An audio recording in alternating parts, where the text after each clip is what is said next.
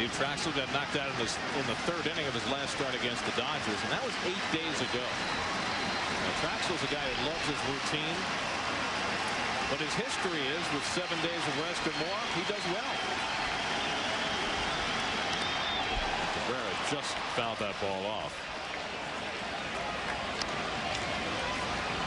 You see what Traxel has done on 7 or more days rest. That's in his career, and better than that as a Met. As a Met in 9 starts, 4-3, 3.56. Which is well better than Traxel's career number. I think the number there is he has 17 starts on 7 days rest or more. And he walks Cabrera on a very close pitch. So a 2-out walk. We'll settle the crowd back in its seats. The left fielder, number 14, Josh Willingham. And Josh Willingham will step in. Willingham has hit 5 of those 25 home runs this year against the Mets. Only 2 other players in the Mets' 45-year history have hit that many home runs against them as a rookie. Rico Carty hit 8 against the Mets in '64. Mike Schmidt hit 5 in 1973. And now Josh Willingham has hit 5. Breaking ball misses 1-0. Well, Willingham just outstanding as you see the Mets defense. Pretty deep against the power hitter Willingham, but he showed a great ability to, he has those short kind of arms, you know, he's hard to get the ball inside on Willingham. He and Ugla both. Greg Jeffrey's arms. Yes, that's right.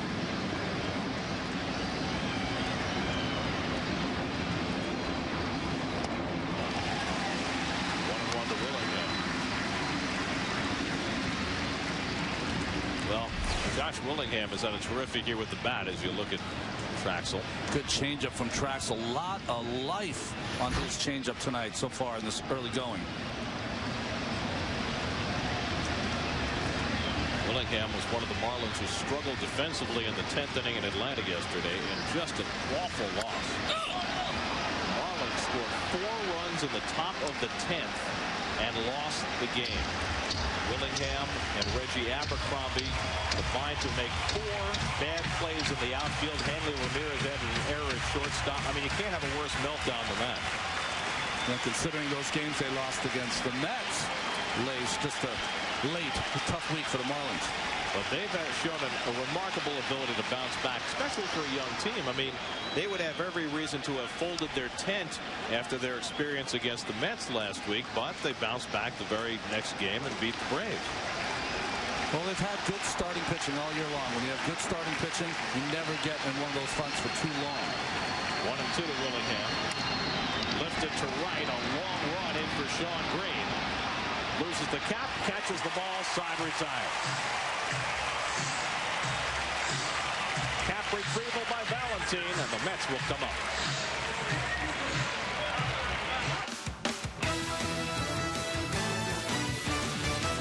The highlights, the exclusive interviews, and of course, Jerry's post-game reactions. Chris Carlin and former Met Bob Ojeda have your complete game breakdown on Lincoln Mercury Post-Game Live after every Mets game, only on SNY. Ouch! Tired of getting nicks and cuts from blades that go ooh dull after just a few shaves? Now there's an easy way to save your money and your skin no matter what razor you use. Introducing Save-A-Blade, the ingenious razor sharpener that can give you up to 200 perfect shaves from a single blade. Just slide the razor inside, press the button, and in seconds your razor blade is like new again. It's truly like turning one razor blade into 40 brand new blades, saving you hundreds of dollars every year and giving you the perfect shave every time. The same technology used in commercial kitchens to sharpen and hone fine cutlery has now been adapted for the razor. Barbershops have always sharpened and honed their blades for the smoothest shaves, but the razor companies don't want us to know that we can too. Save-A-Blade's secret is our patented micro-honing technology that sweeps across the blade at 60 revolutions per second to sharpen and renew your blade in one simple step. It works on all razors, men's, women's, cartridges, single blades, all the way up to 5-blade razors, even disposables. Independent laboratory testing proved that after 200 shaves, a razor sharpened with Save-A-Blade was virtually identical to a brand new blade. It's like shaving with a brand new razor every time. So why put up with the nicks and cuts from dull blades or spend extra money on those replacement blades that are so expensive when you can save your money and get a better shave with Save-A-Blade? As an added bonus, you'll also receive our deluxe His and Hers 18-piece grooming kit. It includes every grooming tool you need to always look your best. A $20 value, yours free. That's right, you get the Save-A-Blade razor sharpener and our deluxe 18-piece grooming kit, a $50 value for only $19.99. But wait, call now and get our $5 rebate offer. It's like shaving with a brand new razor every time. Call 1-800-931-3615 to order Save-A-Blade for $19.99 plus processing and handling and get $5 off after mail-in rebate, or send check or money order to the address on your screen. That's 1-800-931-3615.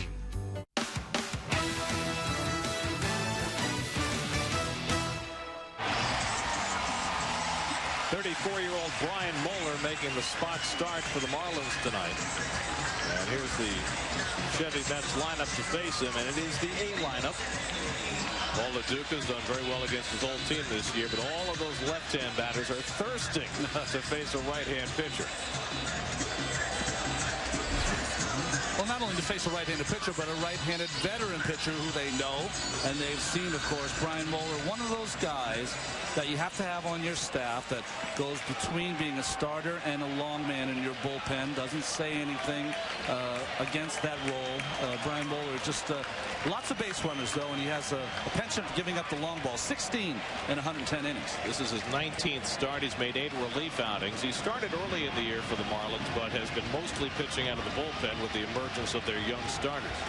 Jose Reyes leads off. First pitch, ground ball. And Dan Ugla throws out Reyes, one away. And with the anticipation that you can feel from the crowd, it's very much a playoff-style atmosphere, even though it's not quite sold out here. The Mets sold 10,000 tickets since the end of yesterday's game. You wonder whether the Mets might be a little over-anxious, as Reyes might have been there. Yeah, it really is, Gary. It's palpable, the feeling here in the stadium. You can really sense the Met fans, and they want this to happen tonight. And you're right. I think it sometimes makes you a little excitable as a player also. LaDuca had a very good series in Pittsburgh, one of the few who did. And he's got his batting average up to .315. That's now 6th in the National League. And what's been fabulous to watch with LaDuca is how he's kept his strength late in the year. Well, you made a comment and said that last year, and I know you saw him at the end of the year, he had pulled, I think, both hamstrings and could barely run the bases. So just being healthy, having his legs underneath him this year. And I think also, I've not talked about this, but I think playing in New York City cannot let your guard down. And I think this is a perfect place for him to play here.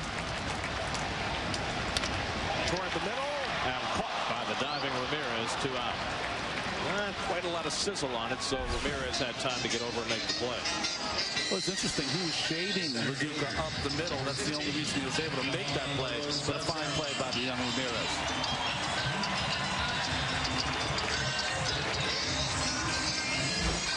So 2 out and nobody on. Well, the Ford Marlins defense, second most in the National League. Those errors, that's going to happen when you have a lot of young players.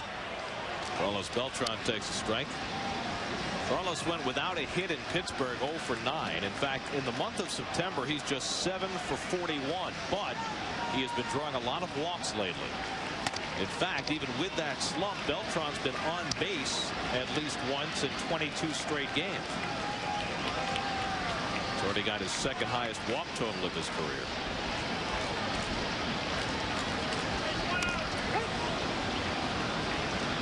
One and 2 to Beltran. Moeller trying to have a good first inning, which has eluded him lately. You know, one year in my career, I could not go through the first inning without giving up a run. It was just obscene how bad it got after a while.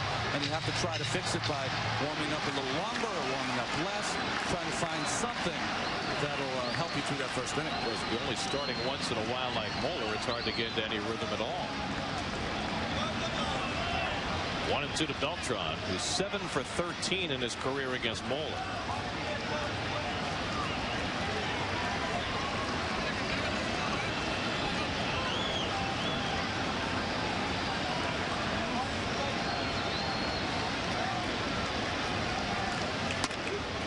The misses with the fastball 2-2. And you see that fastball 86 miles an hour. That's Brian Moeller. Well, what happens if you throw 86 miles an hour, as you see Carlos Delgado on deck, you've got to be very precise. 2-2 to Beltran, and he struck him out with a breaking ball. And so Moeller puts a little mute button on the crowd, which was so electric. And now quiet after he gets the Mets out 1-2-3.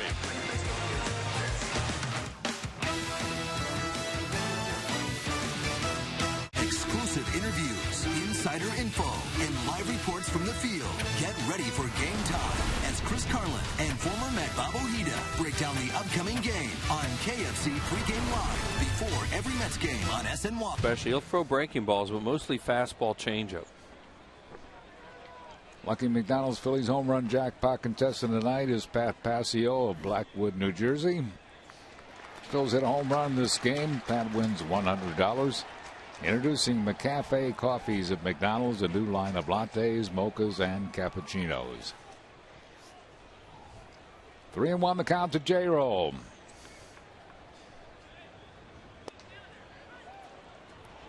Got it over at the knees, a full count. Jimmy doing a good job of working the count. He threw a bunch of fastballs down to go to 3-1, then threw one right down the middle. He took it to get to the full count.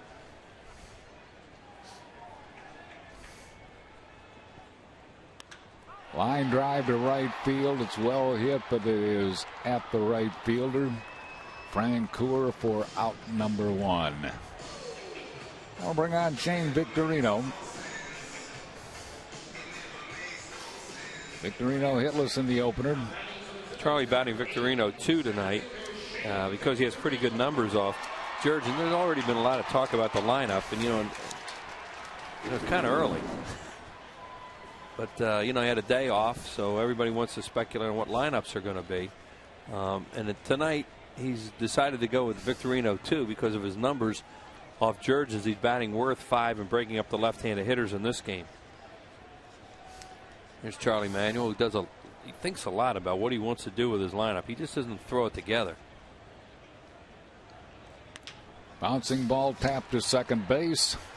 Kelly Johnson takes care of Shane Victorino for out number 2. And we'll bring on Chase Utley. During the 2009 season, Turkey Hill will contribute $100 for each Phillies victory and 5 cents for each carton of Phillies Grand Slam ice cream sold to support the Phillies youth baseball and softball programs.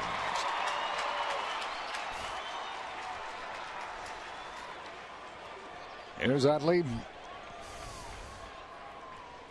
0 for 3 in the opener.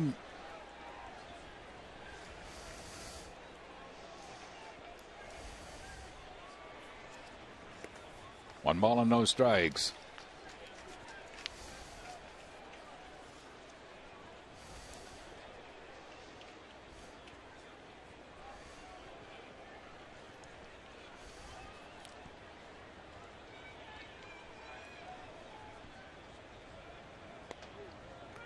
Got that one over at the knees. 1-1 the count to Chase Utley. On the Major League scoreboard, the Boston Red Sox, who lost their opener yesterday, did not play the opener yesterday because of the weather. Got their opener in today, and they beat the Tampa Bay Rays 5-3. On the outside corner at the knees, 1 ball and 2 strikes to Utley.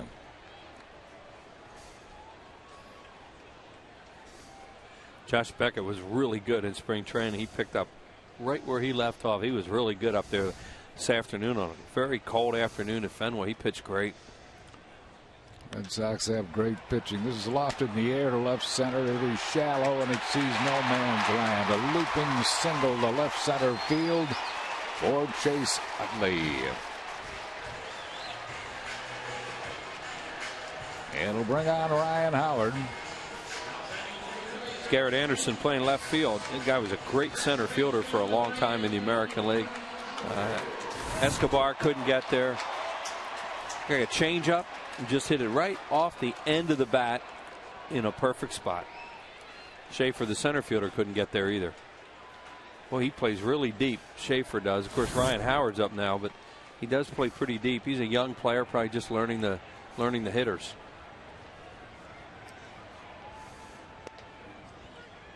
One strike to Howard. They are using the 3-man overshift on Ryan Howard with Chipper Jones playing shortstop. See it there. Kelly Johnson way out in the outfield. 2 quick strikes to Ryan.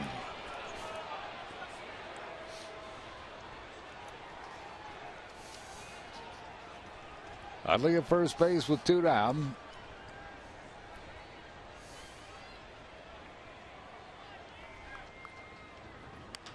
Slings a foul out of play. Still nothing into the count to Ryan Howard.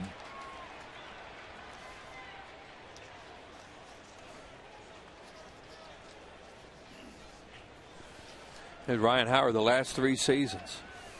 Pretty consistent. Yes, he really has. He's been the Rookie of the Year, 2006 MVP the following year. Jurgens loves to throw that changeup. He threw a high one there, but it was well out of the strike zone. From seeing him quite a bit last year, he'll throw that changeup any point in the count. 1 ball and 2 strikes. Line drive hit to center field. Utley on his way to third base.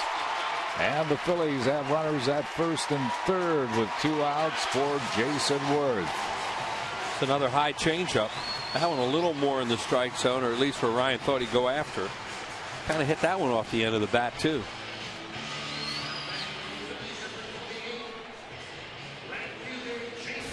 You remember the changeup, the pitch before? Well, this one's probably, well, it could have been a strike. It was close enough. Now, Chase Utley with 2 strikes, or 2 outs, has that play right in front of him, gets a third easily.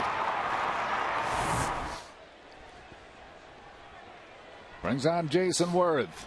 Worth hitting 5th tonight. Ibanez 6th. 1 strike to Worth. Jason knocked in the Phillies' lone run in the opener on Sunday night.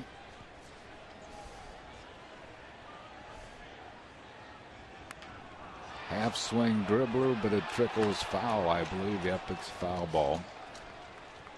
He really got in on him then. That was a running fastball right on his thumbs, just trying to get out of the way.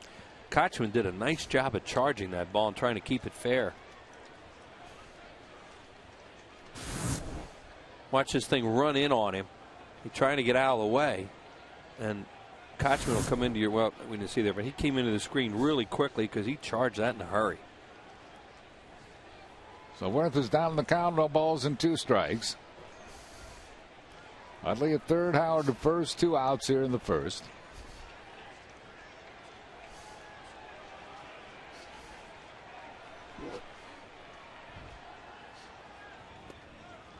Breaking ball missing, 1 ball and 2 strikes.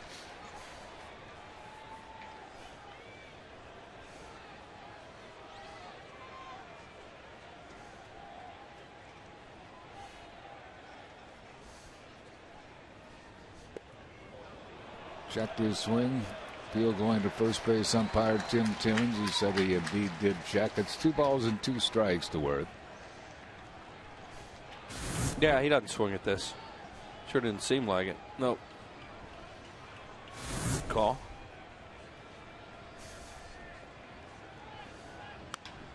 Bouncing ball to second base. Kelly Johnson shovels to Escobar for the force there, and that's it for the Phils. No runs, 2 hits, and 2 left after 1. Braves 2, Phils nothing.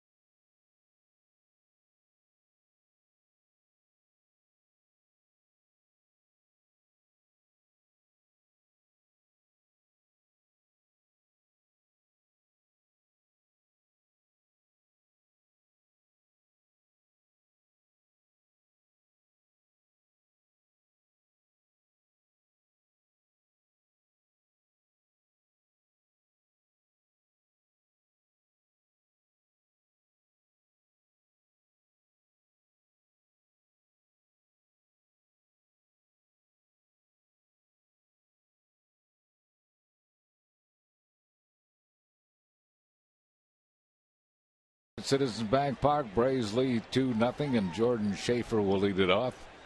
Schaefer had quite a major league debut Sunday night, homering in his first big league at bat, going 2 for 3. And then he faced Brad Lidge, and reality came in. I'm in the big leagues. Brad Lidge threw him some really good sliders and struck him out. Good-looking young player. Brett Myers got a fastball in the middle of the plate, and he hit it out to left center. Ball was jumping here on Sunday night. It was warm. A little bit inside. He checked his swing. It's 2 balls and a strike to Schaefer. Schaefer, 22 years of age, 3rd-round draft pick in the 2005 draft. Making a big jump from Double-A ball where he played last year to the major leagues. Pops a foul back and out of play. Braves really thought that Josh Anderson, who they had last year, was going to be their center fielder when they went to camp this year. But this kid just outplayed him. And they wound up moving Anderson and giving the job to young player Jordan Schaefer, batting him 8th, taking the pressure off him down there. I think he has potential to have some power, too. There's Brett Myers, who had the opening day start. Struggled in the first 2 innings, giving up 3 home runs and settled down.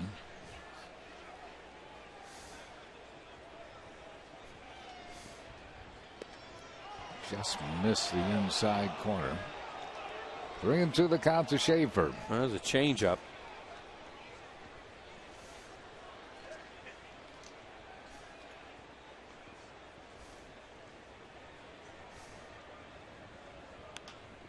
Lofted foul down the left field side.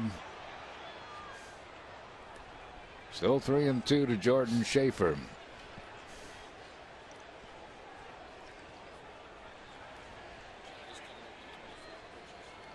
Final game of this series tomorrow afternoon.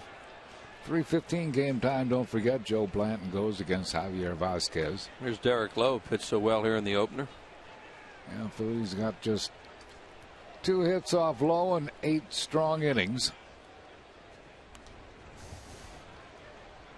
Still 3-2 to Schaefer. One thing the Braves think they've done is improve their rotation with Derek Lowe, and guy Harry just mentioned, Javier Vasquez, will pitch here tomorrow afternoon. Jurgens was a good pitcher last year, and they just decided they were going to try and go with some healthy guys. They've had a lot of problems with their starters breaking down the last few years.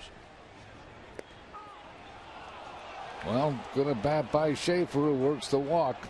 He is a leadoff base runner for Jair Jurgens, the pitcher. Bobby Cox has to be very impressed with that. A young player with an 8-pitch at bat, fouling a bunch of balls off.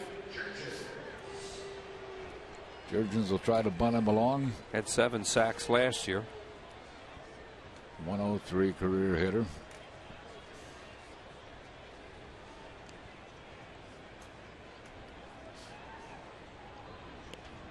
Gets the bunt down. Ruiz takes a look at second, takes a sure out at first. Sacrifice is good. It goes Ruiz to Utley, moving Schaefer to second base. Well, with 1 out, it brings on the top of the order Kelly Johnson. Well, season tickets still available for Phillies baseball 2009. Many different plans. Prorated 12-game Sundays, 15-game partial plans, full season. With a season ticket, you got postseason ticket access.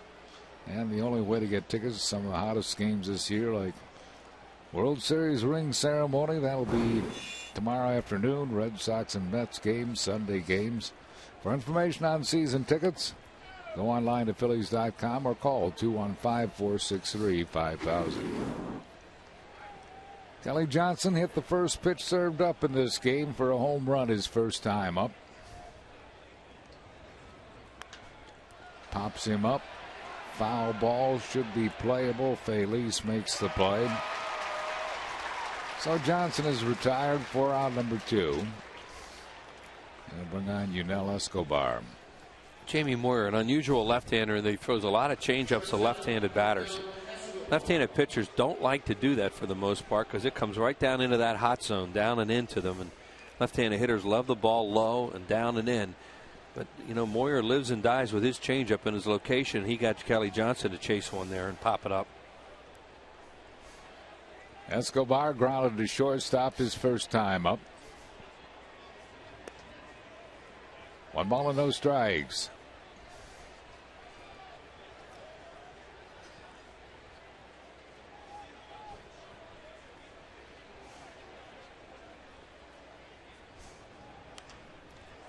Late swing and a foul over the Phillies dugout.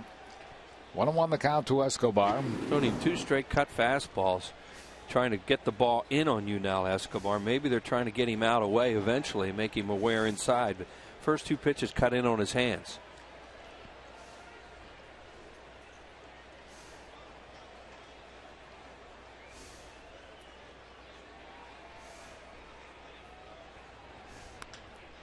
Looped into shallow center field. Victorino right there. That will be it.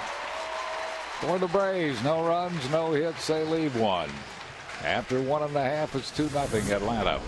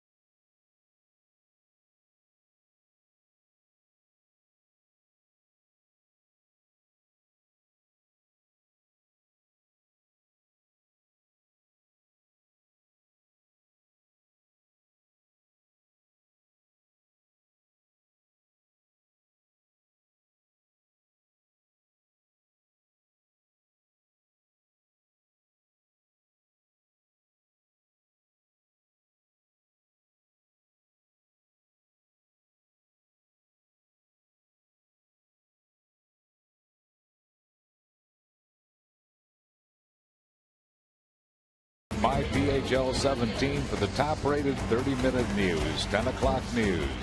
My PHL 17 news at 10, powered by NBC 10.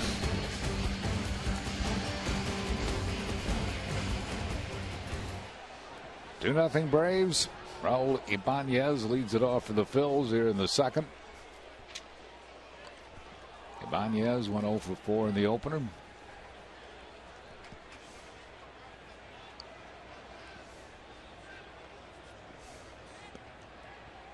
One ball and no strikes.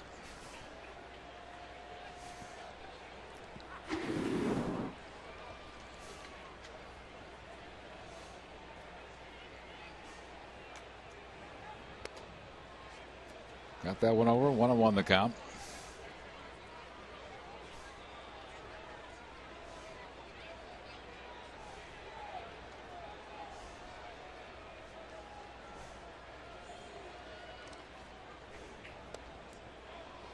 That changeup. Yeah, good changeup. Had Raul well out in front of it. 1 ball and 2 strikes. Threw a couple high ones in the first inning. And Philly got 2 hits off the end of the bat off them. That one was the best one he's thrown.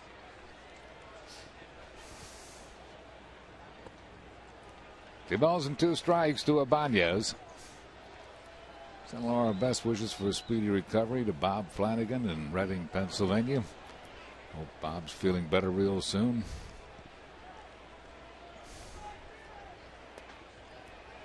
Borderline just missed. Full count to Ibanez. Well, Jurgens with his fastball, when he misses down. You can see why he doesn't throw a whole lot of home run balls. Bobby Cox. Line drive well struck to left field, and this ball is off the glove of Garrett Anderson. Rolling into second base, Ibanez with what probably will be scored a double. Yeah, it was hit really hard and started tailing back towards Garrett Anderson, who I'm sure he feels he should have made the play, but Harry said that should be a double. Here it is. See, it's tailing back to him. It hit right in the pocket of the glove, so you know he thinks he should have caught it. Here it comes again and just doesn't make it. He almost caught it on the bobble. See, George thought he had it, and then not quite. And it is a double. And it'll bring on Pedro Feliz.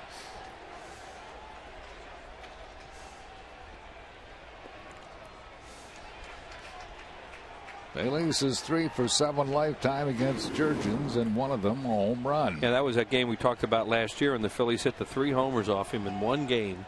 He only threw 11 home run balls last year.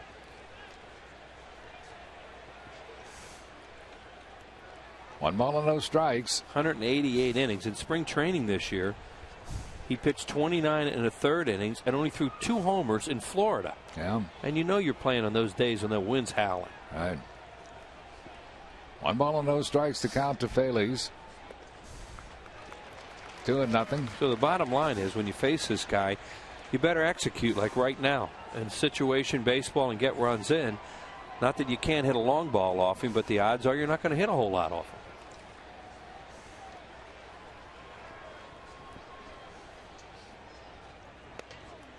Got that one over at the knees. 2-1 the count to Feliz. On the Toyota Major League scoreboard, the Marlins, who scored 12 runs against the Nationals in their opener yesterday, have jumped on top of Washington again, 2-0 in the second inning. Missing ball 3, 3-1.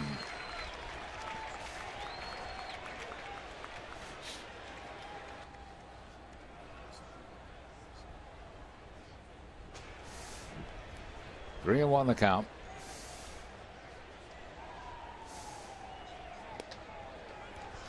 Into the outside corner. It's a full count now to Feliz. Here you go. Talking about Jurgens with his home run rate. And Tim Lincecum had the best. And then Ubaldo Jimenez. And then another sinker baller, Webb. Brandon Webb, Arizona. Popped in the air to shallow right field. Francoeur comes on, makes the catch. And Ibanez will have to hold on at second base. 1 down here in the second. Well, the San Diego Padres make their only visit to Citizens Bank Park early this year, April 17th through the 20th, packed with plenty of great baseball promotions and giveaways. Saturday, April 18th, 7:05, that'll be Turkey Hill Kids opening night. Free Cole Hamels MVP ball and collectible tin for fans 14 and under. That's April 18th at 7:05. Order your tickets, Phils and the Padres, online at Phillies.com. Carlos Ruiz went 1 for 3 with a double in the opener. There is Cole Hamels, who will be pitching his first game, his first start of the regular season on Friday in Colorado. 2 balls and no strikes to Ruiz. Braves really play Carlos the other way. Huge gap in left center field. The first 2 pitches are away, so he's pitching to the defense. See how towards right center Schaefer, the center fielder, is.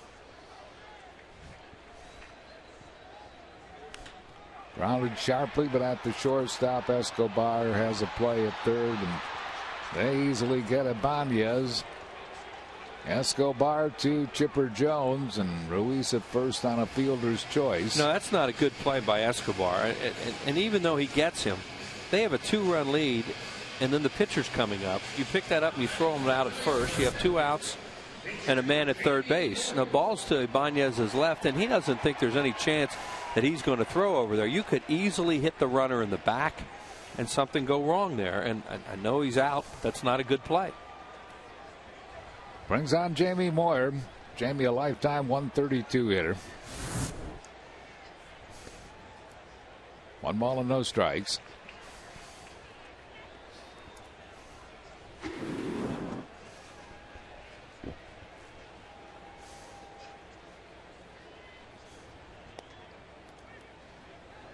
Wore that one through there. 1-1 the count to Moyer.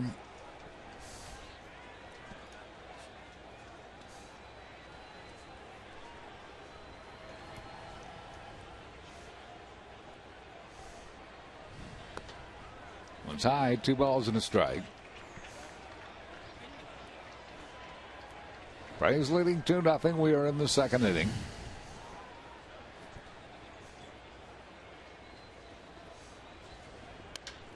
Grounded fouled on the third base side. 2 balls and 2 strikes. Carlos Ruiz at first with 2 down. Sounded like he broke that bat. Yeah, and then Jamie looked at it, thought it was okay, and then decided, no, it isn't. There's Ibanez, who led off the inning with the double.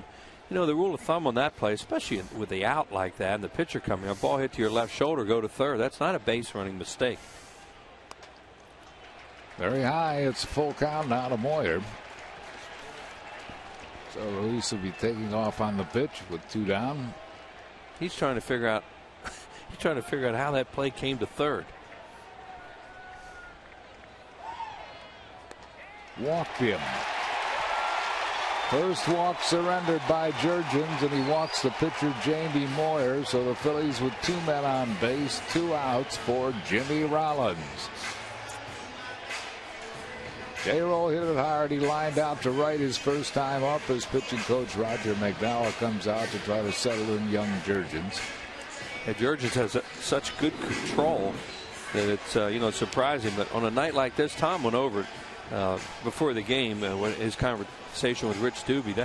That ball feels like a ball bearing out there. How slippery it can be on a cold night like this, and a lot of times guys will have a little bit of trouble with their command because they just can't work up any moisture on their hands. That 4-3-2 counts in this game has Jurgens. There's Rich Doobie, who's done such a fine job here as the pitching coach.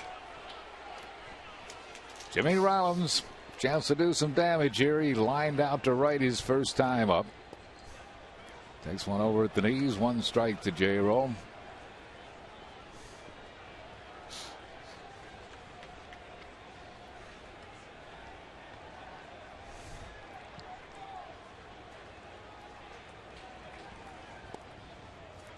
Low, 1 ball and 1 strike.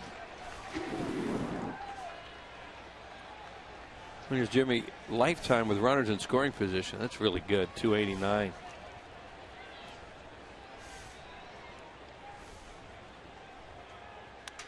Grounded right back at Jurgens, who underhands to first baseman Kochman, and that will be it for the Phils.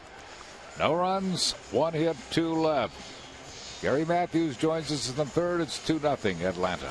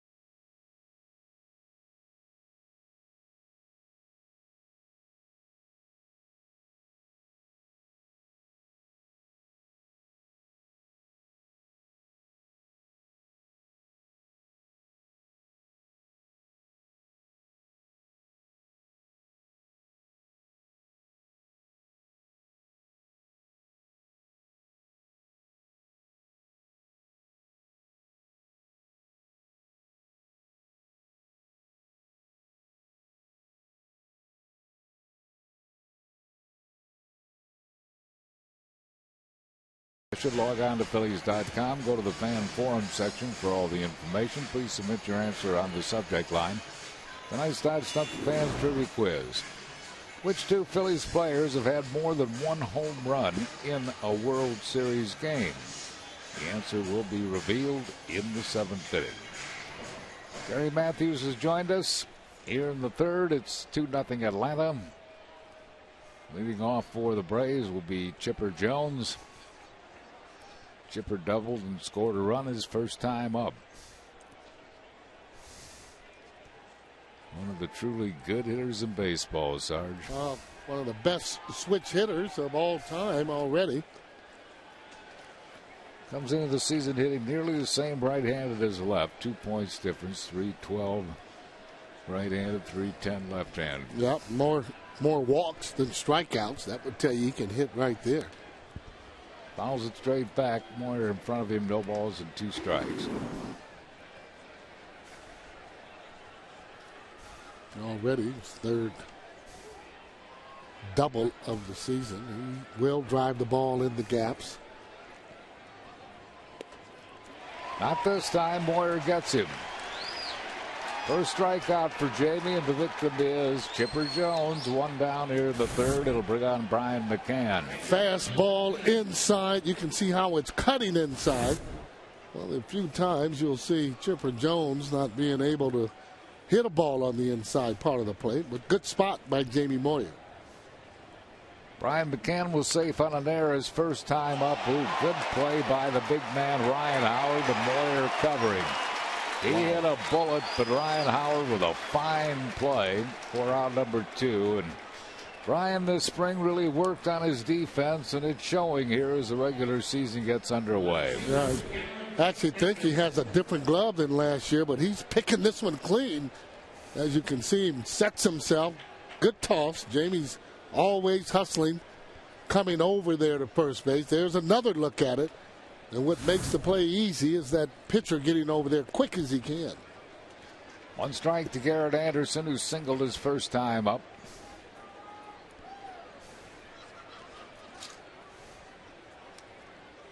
See the errors there. Last year, 19 errors. 1 ball and 1 strike to count to Anderson.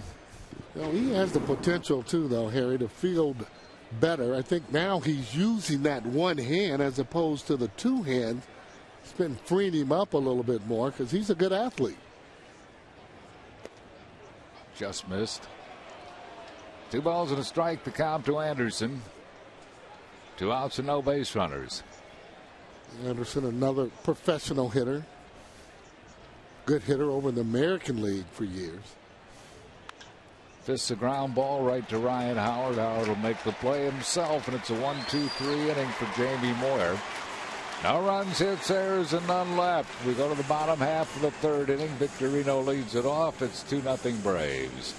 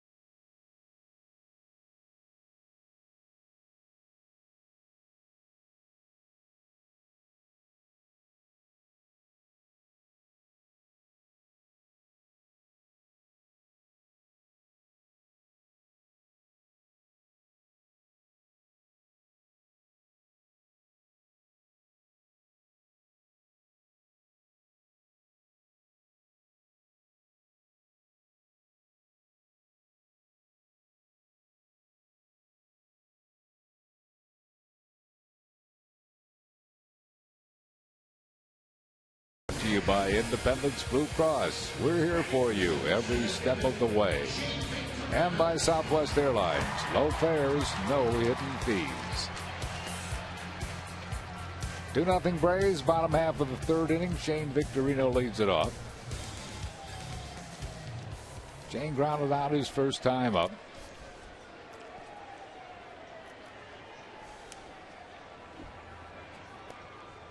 One strike to Victorino. Now this offense attack starts at the top. J-Ro and Victorino need to get on to get this engine started. Change up, had him out in front, 0-2 the count to Victorino. You know, both those guys get on, and just one of them, and presents a problem for the pitcher. Got to watch out whether or not he's going to try and steal a base and can split his concentration. Well, he gets Victorino on 3 pitches as Shane goes down swinging. First strikeout for Jurgens, 1 down here in the 3rd. Said you have tickets for the ring ceremony tomorrow. Don't miss a moment of the pregame ceremonies. Plan to arrive early. Tomorrow's ring ceremony pregame program starts at 2:15. Boy, what a great ceremony tomorrow. Guys have already been talking about the ring. They've kept it a secret up until this point. Everybody's wondering what it's going to look like. Yeah. It should be a lot of fun. We haven't had one in a pretty long time here, and I can't wait for one just to take a look at it. 1 ball and no strikes to Utley, who dropped a single in the left center field his first time up. Looks at a strike, 1-1 to Chase.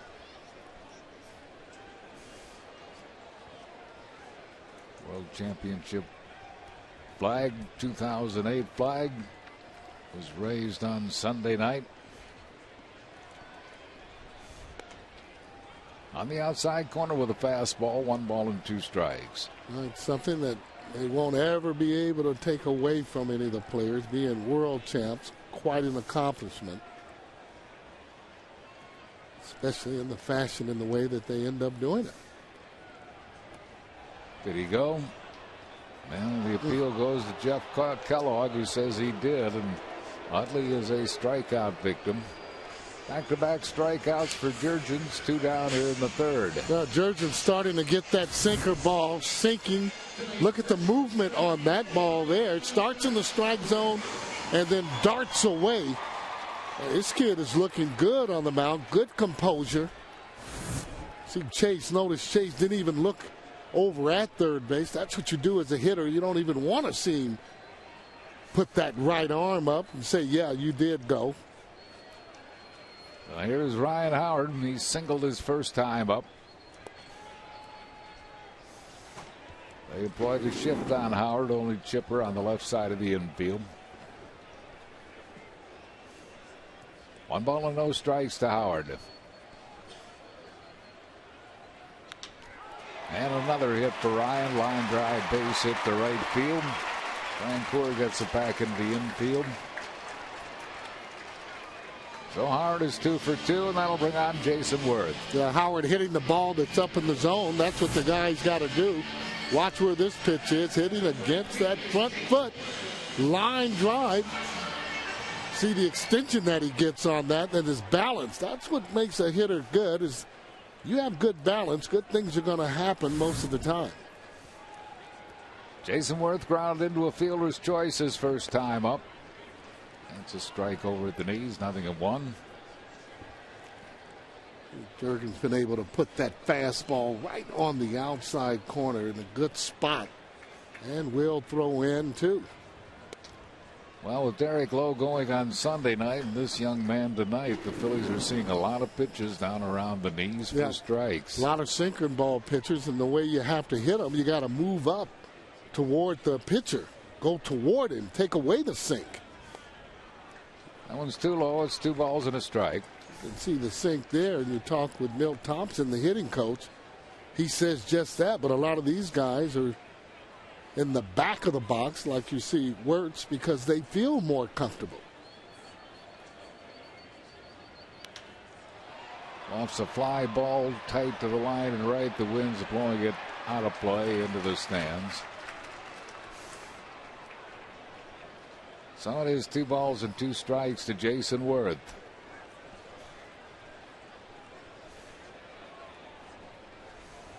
Brian McCann, the catcher, talking it over with young Jair Jurgens. This kid here from Carousel, no doubt. I mean, that just goes to show you they'll find you if you're a major league talent, no matter where you are in the world. Kid's got a pretty good idea of what he's trying to do. Pitching off of his fastball, in and out with a slider. Lofted foul on a play. It's still 2-2 to Jason Worth. Howard at first with 2 outs.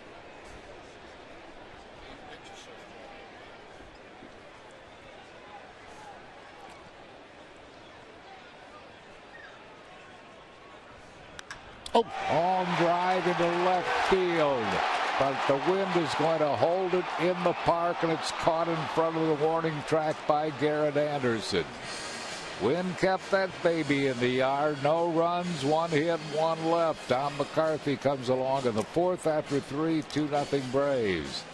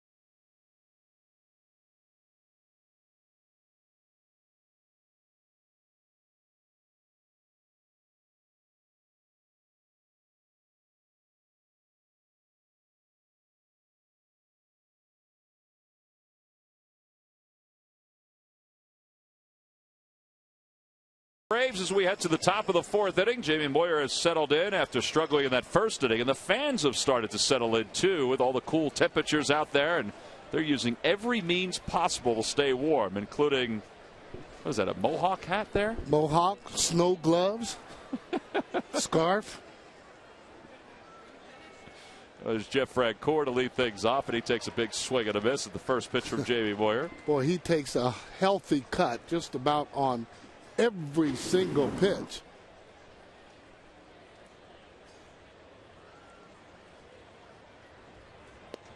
Now the changeup on the outside corner, and the count, no balls and 2 strikes now to Jeff Francoeur. Francoeur popped out to Ryan Howard his first time up in foul territory. So he's 0 for 1. Now, Sarge, you see how Francoeur has that stance wide open. Yeah. And Ruiz setting up on the outside part of the plate. And that sometimes will neutralize that open stance, won't it, a little bit? Yeah, well, he asked for the ball inside. He didn't want to throw. Look, he's coming in there again. Ooh, that's a pretty good pitch right there. Sure was. Yeah, but when he comes in, Jamie Moyer comes inside, he's got to come in off the plate. Doesn't want to be leaving that ball hanging out over the plate. It gets hit pretty hard. Little looper toward right field. That's going to drop in for a base hit right between Utley and Jason Worth. And the Braves have a leadoff base runner on here at the top of the 4th inning. For the bottom of this order, Casey Kochman is due up. Well, here at Citizens Bank Park, along with Gary Matthews, I'm Tom McCarthy, and it's a very cool night here at the ballpark. Sarge has taken it to the extreme. He not only has the varsity jacket on, but he has the fleece on. And a sweater. And a sweater. And a turtleneck. Even though the fleece, the directions on the fleece say that if it's 30 degrees or 35 degrees or colder, the fleece will work. But he's from Chicago. It's nice. It's really warm there. His blood's not used to it. Well, that's why we see those fans with snow gloves on, hats, scarves. And I have a little bit of a cold. I don't know if you realize that. I'm kind of fighting that a little bit. I did not notice that. Here's Casey Kochman, and Kochman takes one inside, so it's 1 ball and no strikes. These guys have really been setting up pretty good on Jamie Moyer, having good at-bats, solid at-bats. They haven't been bailing or coming off the ball. Well, the Braves had a very good spring as a team, and sometimes that doesn't carry over to the regular season. And they hit the ball well throughout the spring. That's a little low, so it's 2-0. And we've talked about that too, Sarge, how sometimes when individuals have good springs, they want to be at a certain point And Terry Pendleton, who you just saw there with the ski cap on, he's the hitting coach for the Braves. You know, he knows this as being a great hitter during his day. You want to be at a certain point coming out of spring training, and as a team, you know, these guys had a very good spring. Oh, boy, I'll say. Well, Schaefer from Double-A, the center fielder, actually making this club, and you can bet he can play if Bobby Cox has him on the team. I mean, a lot of times you talk about younger players and playing. Well, everybody likes younger players that can play. Jamie Moyer had Frank Korn leaning a little bit over to second base as he tossed over. Well, certain clubs, you can't go and just learn how to play. The Yankees, you can't be a young guy and learn how to play in the major leagues. You can do it with the Florida Marlins. You can do it with the Pittsburgh Pirates. But not the teams usually that are in contention. Oh, no. 2-1 pitch to Kochman. That's in there for a strike, so it's 2 balls and 2 strikes. Casey Kochman was acquired last year by the Braves from the LA Angels of Anaheim in the trade that sent Mark Teixeira to the Angels. Took him a while to get settled in with Atlanta. In fact, Kochman hit just 157 in his first 24 games with Atlanta, but then finished up strong. And he pulls this one foul right past Glenn Hubbard in the first base coach's box. Didn't seem to have the power that he had when he was with the Los Angeles Angels and coming over to the National League. It's a different league, but, you know, I got to say nowadays that American League pitching might be a little bit tougher than the National League.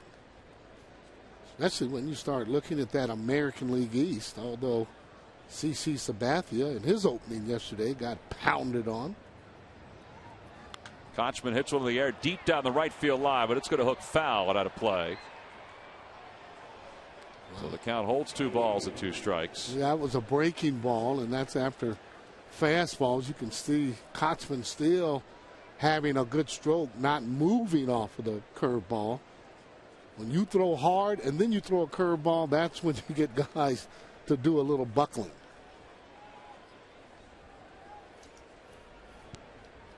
Nobody out here at the top of the 4th inning at a 2-0 Braves lead. And Kochman leaning a little bit, runs the count full 3-2. Jamie Moyer, who won 16 games last year, I thought what was more impressive as you see Schaefer in the on-deck circle was the fact that he kept his ERA at 3.75 or better for most of the season. He finished at 3.71. And that's where I thought he made some adjustments from previous years. You think about it, in 07 his ERA was over 5. And to drop it down to where it was last season, he had a pretty good run. Payoff pitch it back toward the middle. Rollins off his glove and into shallow center field, and because he slowed it up, Francoeur is going to head on to third base and he'll get there easily. So the Braves are the first 2 batters on here in the 4th inning. Boy. Oh, different situation. He catches that ball, and we've come accustomed to seeing that play being made. He gets that ball, at least you get 1 and maybe even 2. And now you're looking at runners at first and third and nobody out. Here it is again as that ball hit right up the middle. J-Ro kind of playing him up the middle. That ball hit hard, had some top spin on it. You can see how it hits the ground and then actually goes up. When it has that top spin on it, it's going to hit the ground and then bounce up. Well, they scored a base hit, so first and third for Jordan Schaefer, and Schaefer swinging at the first pitch. Fouls it toward the Phillies dugout, so it's no balls and 1 strike. Schaefer walked his only time up, and it was a very good at-bat in the 2nd inning. Only walk issue tonight, given up by Jamie Moyer. It was an 8-pitch at-bat. Jamie is working ahead 0-1 in this at-bat. That one's in on the hands, and that one was exactly where Jamie Moyer wanted it, and Jimmy Rollins takes care of the first out. Boy, it sure was. That's what you call putting it right on the fist. Jamie knowing that he doesn't want to get the ball out over the plate on Schaefer. He seems to hit the ball and handle it pretty good. Well, the way Jamie Moyer has pitched during his career, it's no wonder that he is 3rd among active pitchers in victories with 246. Boy, he's had a stellar career. Well, and Sarge, he right now is 47th overall in baseball history, but a lot of it's because of the way he places the ball. Well, you see that, placing it right on the inside part of the plate. See Schaefer trying to pull those hands in to get that ball out. But that's what he needed. He needed this out here, and hopefully he can get a double play. A lot of times Bobby Cox will elect to go on and bunt in this situation with the pitcher up. Well, a lot of folks walking around Ashburn Alley who cannot see what's going on the field right now aren't missing much, because Rich Doobie came out to the mound to talk things over with Jamie Moyer. And now Jamie will go to work against Jair Jurgens. And as Sarge said, there are times that Bobby Cox, and you see Bobby, elects to try to at least move the second runner into scoring position here with a sacrifice bunt. But no, Jurgens is swinging away, and he fouls that one off his foot.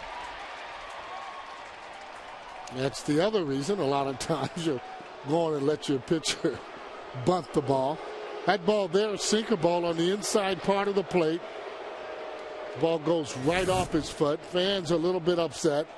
You can see on the replay, clearly goes off the foot. If you don't believe that, just watch him hop around. Not quite Easter yet. Boy, but that hurts. And in the cold weather, imagine getting that off your toes. Oh, boy. Might mess up your pedicure you have going on there, Tom. Huh? Oh, boy. He's going to feel it probably in the next half of the inning when he goes back out onto the mound. So 0-1 the count to Jurgens with runners on first and third. And out on the front foot there on that 73-mile-an-hour changeup. Doesn't have to throw him a strike now. Make sure you get it out of the zone. See the total pitches now for Moyer. He's at 56. He has faced 18 batters. He has 13 first pitch strikes in this ball game. And he gets Jurgens on strikes there for out number 2. So he is 2/3 of the way through this jam. And Bobby Cox is probably standing there thinking, all right, well, at least he didn't ground into a double play. But now Moyer can kind of see his way through this difficult inning as they spin back to the top of the order. Well, this is really when he has to concentrate and make sure that he gets a pitch where he needs to get a pitch. No cookies in this situation. Well, he got a pitch where he needed it last time for Johnson. He popped up into foul territory on the third base side. And he lays off one on the outside corner for a strike. Here it's 0-1. Johnson looking for the ball inside. He was actually starting his swing, pulling off the ball, anticipating it inside. Jamie does like to throw the lefties inside, but he got hurt on it the first inning. Yeah, Johnson saw one pitch and he's hit it over the wall in right field for his first home run. He had 12 last year, but only 1 against left-handed pitching. Well, that's the way Bonds used to do it, leading off. He'd go up there and look for that fastball in the zone, 1-0. Bonds used to do it that way. Alfonso Soriano does it that way now, and here is that first inning homer. Well, you can see right where the ball was, almost right down the middle. That's what you want to do as a hitter. You're looking for your pitch, belt high, and he let it go. Well, Johnson's ahead 2-1 here with 2 away. First 2 runners got on base, back-to-back singles. And that's a broken bat roller softly towards shortstop. Going to be a tough play. Rollins off balance throw, not in time, and a run scores. An RBI single for Kelly Johnson as Jeff Francoeur crosses the plate, and the Braves lead it now 3-0. Boy, made a good pitch, and he still ended up getting hurt on that. Nothing anyone can do on that. Johnson has good speed as he displayed it on a ball that he got jammed on. Actually, he broke his bat. Now watch this on the replay. Now it starts to hit. Now it starts to go soft. It's too late then. The only chance they might have had is if Phillies could have gotten the ball, and he was too far away. Well, that'll bring Escobar to the plate, and he swings out of his shoes on that first offering. And it's no balls and 1 strike. So Moyer has given up a looping single to start this inning off the bat of Francoeur. A ball that skipped off the glove of Jimmy Rollins that was hit by Casey Kochman. He's allowed a run, and now 2 runners on here with 2 outs. And a line drive into left field, a base hit. Rounding third, heading for home is Kochman. Here's Ibanez's throw. It's a one-hopper, and Ruiz applies the tag. Oh, what a play by Carlos Ruiz off an excellent throw by Raul Ibanez. Wow. So Jamie Moyer allows a run here in the top of the fourth inning, but a little bit of defense helps him out to get through the fourth without any more trouble.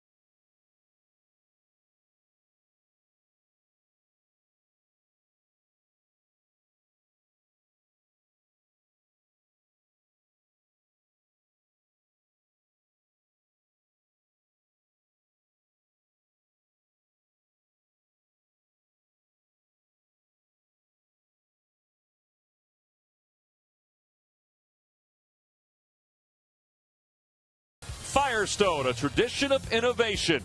And by McDonald's. Introducing McDonald's McCafe coffees. Try hot or cold, iced mochas, lattes, or cappuccinos. McDonald's. I'm loving it. And the fans now are loving the line that Tony Luke's out in Ashburn Alley. We begin the bottom of the fourth inning. And Raul Ibanez, who just made a heck of a throw to finish off the top of the fourth inning, takes a fastball on the outside corner here from Jair Jurgens. Ibanez reached on a double off the glove of Garrett Anderson his first time up. And he's got the count even, 1 ball and 1 strike. Big play by Ibanez, being able to throw the runner out at the plate. But give credit to Ruiz staying right in there, not even letting the runner know he was coming, and able to put the tag on. I agree with you. Ruiz had to field that ball out in front of the plate on a little bit of a short hop. And you see Carlos in the dugout there getting ready to bat, and he has really turned himself into a very good defensive catcher. Ibanez out in front of that pitch, so it's 2 balls and 2 strikes.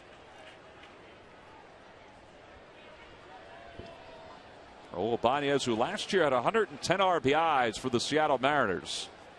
3 consecutive years of 100 RBIs or more with Seattle. And he's got a broken bat looper towards center field. Schaefer playing deep, and it's going to hang up there for him. And he makes the grab. And speaking of Ibanez and the Mariners, he was a teammate of Jamie Moyer, and he talked about the effect that Moyer had on him during his career. Well, I mean, Jamie, any way you put it, he's inspiring to watch. You know, his story is incredibly inspiring. And when I was a young player, he was actually a big key for me. You know, my first 3 years I didn't play, so I used to watch everything Jamie did, and I used to talk to him about it, and I knew that he didn't get a chance to really blossom until after he was 29 or 30. So that was the guy he was the one that inspired me. I used to watch everything he did, and I used to think, hey, if it worked out for him, then it can work out for me. Well, Raul Ibanez used Jamie Moyer and Edgar Martinez, 2 players who had tremendous careers with the Seattle Mariners, just to inspire him and make sure that he kept at a certain level, even when he wasn't getting playing time with Seattle and he was released by the Kansas City Royals. You know, Jamie's effect on guys not only is felt here in Philadelphia with the young pitchers that he's affected during his career, but also across baseball at the other stops along the way, including Seattle. Well, they appreciate a lot more players like Ibanez. Well, Jair Jurgens is going to appreciate a very quick inning as he retires the Phils 1-2-3 unlimited pitches. Less than 10 for Jurgens. He's through 4 with a 3-0 lead.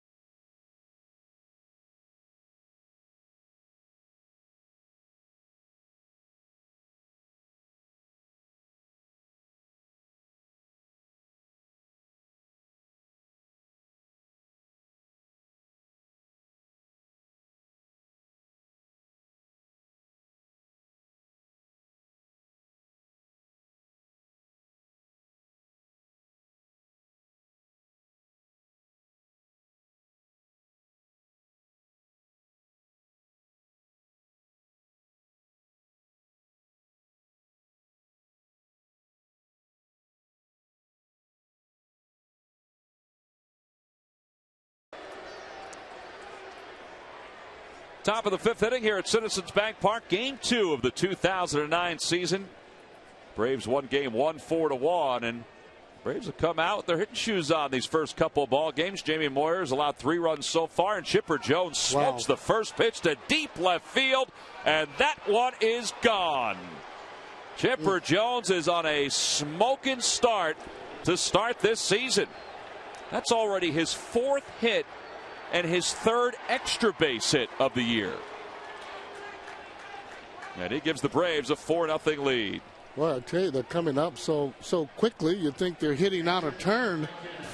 Chipper smoking on this ball. Fastball down in the zone. See you later. Out over the plate. Don't know if it was a changeup or his fastball. Looked like it had a little bit tail to it. Chipper was able to reach it with those long arms. Well, here's Brian McCann, who lays off a breaking pitch. They do appeal to the third base umpire, Jeff Kellogg. You see Chipper Jones. Chipper, a lifetime .310 hitter, 2nd highest average ever for a switch hitter in Major League Baseball history. And he is a guy who has 14 straight 20 home run or more seasons, and he's got his first of 2009. Yeah, well, just a professional hitter. He always has been, and has a great hitter for a hitting coach, Terry Pendleton, who was a good switch hitter himself. Actually took over Terry's position, didn't he? Wasn't Terry Pendleton a third baseman? Well, Terry was a third baseman, and a very good one as well with the Cardinals and also the Braves. Chipper came up as a shortstop and made his way over to third base after a horrific knee injury. Now they count 3-1 to Brian McCann. Yeah, good athlete. He's played left field, going back to third base. That would just tell you what a good athlete he is. Ball 4. McCann draws a walk, and still nobody out here in the 5th inning, and the Braves have a base runner now for Garrett Anderson. Well, it's time to take a look at our Firestone leaders, and we talked about Chipper with his .364 batting average, the highest batting average. That was last year when he had .364, the 2nd highest batting average in Major League Baseball history for a switch hitter in a season. As Garrett Anderson takes a pitch on the outside corner for a strike. Opening week Phillies baseball is presented by Firestone. And the amazing thing about Mickey Mantle, Sarge, as good as he was, one of his biggest regrets is that he didn't finish his career as a .300 hitter. Well, just because of injuries, though. Right. Anderson out on his front foot. Carlos Ruiz calls off Jamie Moyer. And there's one away with a runner on first. He's one of those runners that used to get down to first base in about 3-3, 3-4. From the side, you see the bullpen trying to loosen up. Jamie's the first hitter. If he can get out of this inning, I'm sure the way the offense has been going, they're going to have to try and probably use a pinch hitter. Well, we just saw Chan-Ho Park and Jack Tashner loosening up for the Phillies. There's a fastball to Francoeur off the outside corner, so the count 1-0. And if you're wondering about Chan-Ho Park loosening up because he is the Phillies' 5th starter, he is not scheduled to start until Sunday against the Colorado Rockies. So this is only Tuesday, so he needs some work. He hasn't worked in a few days. 1-0 to Francoeur. Outside, and the count 2 balls and no strikes. And needs the work just to make sure that he keeps that off-speed pitch the way that he wants. And you can throw in the bullpen all day long. A lot different when you're facing major league hitters. Game situation. Yeah, the thought would be that he could pitch today or even pitch tomorrow and then still be available for Sunday when he's scheduled to face Aaron Cook and the Colorado Rockies. That game is scheduled for 3:10 Eastern time. The wrap-up of that 3-game series against Colorado. 2-1 pitch. Hit in the air toward left field. It's not deep. Ibanez got a good jump and makes the grab out of the air. And McCann, who does not run well, even though he's lost 20 pounds, is able to get back there without a throw from Ibanez. Well, that made the whole play. The jump Ibanez got. You can see him concentrated. We talked about anticipating the ball coming to you all the time, and when you do, you can get good jumps on the ball. He was off and running when that ball was hit. He even had the mind that he was getting ready to throw it to first base, he thought maybe. Casey Kochman way out in front of the first pitch from Moyer and hits it foul into the second deck. No, Phils are going to have to get ready because every ball club is going to be up and facing the world champ. So you're going to have to get up as well to try and really to combat that. And so far, you don't see the eye of the tiger with these guys, and you don't want to be 0 and whatever and trying to make up ground. I mean, it's just no urgency right now. Obviously, they're trying to do the best they can, but again, we've seen that eye of the tiger, and it seems like those Atlanta Braves, the way they've been swinging it, have that. Well, let us not forget, though, last year the Washington Nationals won the first 2 games against the Phillies. Absolutely. Before the Phillies wrapped up that series with a victory, went on to win 15 games in the first month of the year. 1-1 to Kochman, lifted in the air to right, not deep. Worth is in, and the inning is over. But a home run by Chipper Jones gives the Braves a 4-run lead. It was the first of the year for Chipper. And as we go to the bottom of the 5th, is Jamie Moyer done? We'll find out shortly. He leads it off.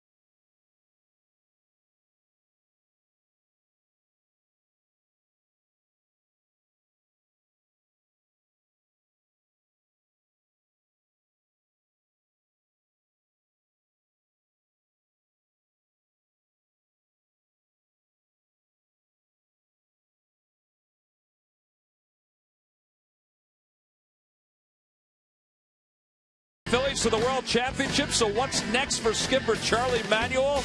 How about his own show? The premiere of the Charlie Manuel Show Sunday at 2, only on MyPHL 17. Well, through the crowd here at Citizens Bank Park, a capacity crowd on a cool night. And it's been the Braves so far who have heated things up with 4 runs on 8 base hits. And if you ever get a chance to just walk around this park, and if you haven't yet, you should do so, because there are some really cool spots to sit and watch a game, including out there in left center field, just above the 374 sign in left center. And the fans are all bundled up, but they're happy that the start of the season is here. And how about Miguel Cairo? Made the Phillies team as a minor league free agent, and he'll pinch hit for Jamie Moyer to start the bottom of the 5th inning. Yeah, and he earned it, too, by the way that he was playing. He can play all the infield positions, except for probably catching. Well, if you gave him a set of shin guards, a chest protector, and a mask and told him to go back there, he probably would do it. Well, he would. He's a good athlete. He knows how to hit, usually has solid at bats. Well, you saw his career numbers, and he has had himself a good career with the Yankees, the Mets, last year with the Mariners. And he's head in the count here, 2 balls and 1 strike. He's played for the Cubs. You know, but he talked about this, Sarge, how this was the first year that he didn't have a major league contract coming to spring training. And he said that was kind of new to him. But as you said, he worked hard to win a spot. Yeah, that puts a lot of pressure on you. It's this one the opposite way. Not hard at all. Kelly Johnson, though, bobbles it. And it shoots it to shallow right center field. Well, we've seen that before from Kelly Johnson. Yep. And the Phillies have the leadoff runner on here in the 5th inning. Second baseman's not going to get an easier play than that little ground ball that Cairo hit. He just didn't get down on it, that's all. Got to make sure you get your backside in that glove down there on the ground. A little easier to bring it up as opposed to bring it down. Well, we've seen Kelly make those errors before. Hopefully that'll be a break here for the Fighting Fields. Jimmy Rollins is 0 for 2 batting here against Jurgens, who has been down for most of this game, particularly since Roger McDowell, his pitching coach, came out to the mound in the 2nd inning to calm him down. And since that time, he's allowed only 1 base hit and now 2 base runners. The 1-0 to Rollins. That one's lifted in the air to shallow right. And Francoeur is sure-handed as they come in right field. Records the first out. Hey, Sunday, April 19th, when the San Diego Padres are here in town. It's the 3rd of a 4-game series. It's a 1:35 start, but also, fans, you can plan for a very magical Fanatic birthday celebration. Free Fanatic Champions t-shirt for fans 14 and under. Compliments of Citizens Bank. Don't delay. Order now at Phillies.com. And I think we saw that young lady an awful lot last year walking around the ballpark with the Fanatic head. And she's back again. Wow. Isn't that something? That's his own head that's being sold. I mean, I can't imagine. Well, I can't imagine that there is another mascot around baseball that has that kind of distinction. Maybe the San Diego Chicken at one point. Shane Victorino, the batter. Victorino 0 for 2. Yeah, that chicken there in San Diego, though, he's history, isn't it? Well, he's still out. He still appears, but not as a member of the San Diego Padres staff. He's on his own right now. Oh, I see. Freelancing kind of. He is a freelancer, yeah. Victorino standing awfully close to the plate with the count 2-0 in his favor. And it's now 3 balls and no strikes. There's Chan-Ho Park loosening up again in the bullpen, and he is going to be the new pitcher for the Phillies. At least you expect it, since he's the only one throwing right now. And Victorino taking all the way. And a lot of times Charlie will go on just how hard they're hitting Jamie Moyer to make the decision on whether or not they pinch hit for him this early, and I guess he took that into account. There's ball 4. Victorino draws a walk, so 2 runners on for the Phillies for the first time since the 2nd inning. And we'll see if they can cash in here with the heart of the order due up. Bobby Cox and Roger McDowell conferring in the dugout. Roger McDowell is going to head to the phone and try to get some bullpen action going. That's 80 pitches now for Jair Jurgens. You know, there was so much talk about McDowell, the former Philly, taking over for Leo Mazzoni as the Atlanta Braves' longtime pitching coach, and what that transition would be like. And you know, Bobby Cox likes Roger McDowell an awful lot. And with all the problems the Braves had last year, right in there in that bullpen, McDowell is even keeled, and that helps this crew an awful lot. We saw Jeff Bennett grabbing a glove, the right-hander, and the left-hander Eric O'Flaherty grabbing a glove as well. First year in the major leagues, or not in the major leagues, in the minor leagues. Leo Mazzoni was on that team. As you can see, the total pitches 81 right now. There comes pitch number 82. And it's on the hands, lifted into right center field. And Schaefer calls off Francoeur. And there are 2 away. Well, Ryan Howard's got 2 hits so far tonight. He's had some pretty good swing, Sarge. Seeing the ball pretty well, but the one thing he's doing, staying on the fastball. You can see the fastball as it tails away. He catches it. Now check out his second here at bat. Same pitch, and notice that the balls are up in the zone. You're going to have more success if you're going to hit Jurgensen ball up in the zone. He's throwing that sinker. You got to make him throw the ball up.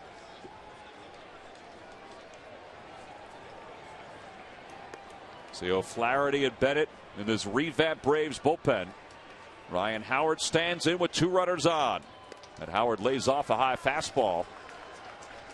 I said high fastball, but that was 81 miles an hour, so that was the changeup by Jurgens. You know what he does? He takes something off of that pitch there, and sometimes he's hoping that hitter is going to be out in front. Usually the changeup, you want to try and get down in the zone. Phillies are 0 for 5 with runners at scoring position, and now Howard has the count even, 1 ball and 1 strike. Well, he can get them back in the game with just 1 swing. We've seen that before.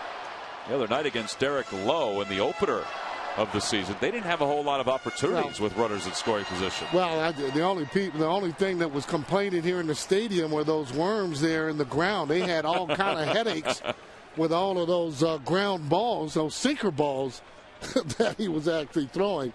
There is Derek Lowe trying to stay warm tonight. No, he's a competitor. Good pitcher. 1-1 hit back toward the middle, right into the shift, and Escobar will take it to the second base bag to retire Shane Victorino. 3rd time already this year that Ryan Howard has hit it to the middle of that shift. Jurgens heads back to the bench with a 4-0 lead.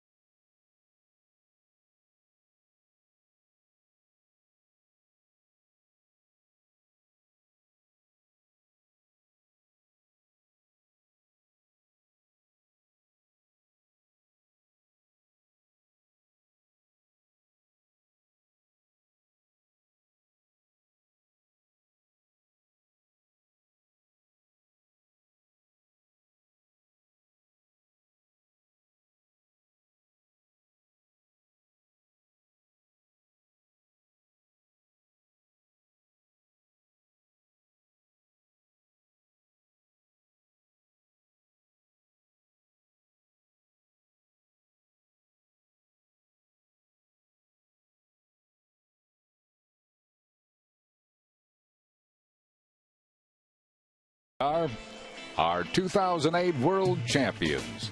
They took the field on opening day last season with 1 goal. 176 games later, they gathered on the same field as the kings of baseball. Big bats were delivering big blasts, some expected, some from the unexpected. Most valuable was the man at the top of the rotation, but he didn't stand alone. Perfection was completed with a pitch everyone waited 28 years for. And it's brought to you by Independence Blue Cross. We're here for you every step of the way. Lasting memories for the Phillies they hope will carry over to 2009 as Chan Ho Park will grab the ball for the first time in a Phillies uniform. On in relief of Jamie Moyer, who went the first 5 and scattered 8 base hits during that span. And you see what Chan Ho Park did last year with the Dodgers. He saw this Phillies team during the postseason. He had a good year out of the bullpen. He made 5 starts, but his fastball had an awful lot of life in it in the month of September. And a lot of people felt like it was because he was A, healthy, but also he was getting healthy and didn't have to start for most of the year. He'll face Jordan Schaefer to begin the top of the 6th inning with the Braves leading at 4-0. George is going to stay in the game. He's on deck. It's like a side day for Chan Ho Park. He's due to start Sunday. So, instead of pitching on the side, they're going to use him in the game here. That one hit hard, foul down the first base line. And it's no balls at 2 strikes. Well, Jordan Schaefer the other night became the 99th player in baseball history to begin his major league career with a home run in his first at bat. Yeah, Chase Utley's one of them. Greg Dobbs is also another one. 1-2 the count. I talked to Greg Dobbs today about that, and I said, all right, what do you remember about your first at bat? I mean, everybody remembers their first hit, but yours was a home run. He said it's the only at bat right now that he can tell you every pitch, how he felt, how his swing was, everything about it. He said he plays it over in his head all the time. Really worked the count, huh? Yeah.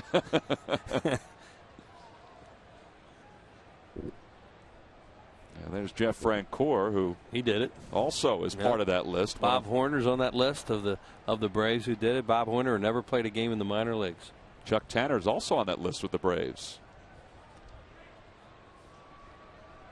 3-2 the count.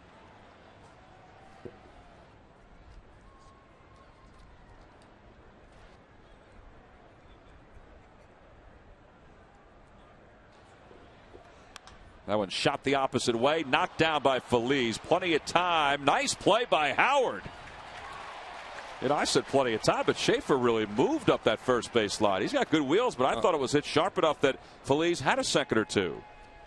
Well, they say he's got it all, Schaefer. One of the things is he can run. I mean, you can see how sloppy this game is tonight because it's cold. It's just one of those things.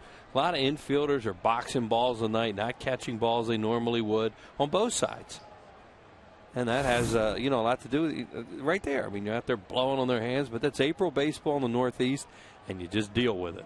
Well, Jurgens now, as Will said, will get a chance to bat. He's 0 for 1. But he's got a 4-0 lead, and he's got less than 90 pitches under his belt, so that's why he's going to go out there to start the 6th inning. He's gotten hit by a batted ball. He's beaten one off his foot. But, he uses both sides of the plate really well. We'll talk about him in the first inning, the way he was moving it around.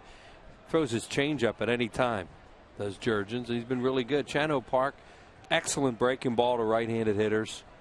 And as you said, Tom, he had a really good spring, too, along with a good finish last year. We saw him in postseason play with the Dodgers. I think the thing that stunned me last year, Wheels, about Chan Ho Park was in September that his fastball was hitting 96, 97 miles an hour. I mean, it's been a long time since Chan Ho Park had his fastball up at that level. And he's working quick here. Good breaking pitch. That's punched toward Chase Utley at second. And they're 2 away. Now, Jurgens has been in some trouble here tonight, but the Phillies just can't get to him. 2 men on here in the first inning with 2 outs, ground out by Worth. Couple men on here. Jimmy Rollins broke his bat on a changeup, hit it right off the end of the bat to Jurgens. Then last inning, Ryan Howard hits his ball right up the middle, but with that overshift, and he loses a lot of hits that way, just where the shortstop's playing there, picked him. Already 3 this year that have been right to the middle, and the Braves have played him perfectly. And Jurgens, combining with Derek Lowe, 13 scoreless innings for the starting pitching for the Atlanta Braves to start this year. Yeah, the only run the Phillies have gotten this season came off their bullpen in the 9th inning of Gonzalez. They had a lot of base runners again tonight, well, not as many. They didn't have that many on Sunday, but they've had a lot tonight.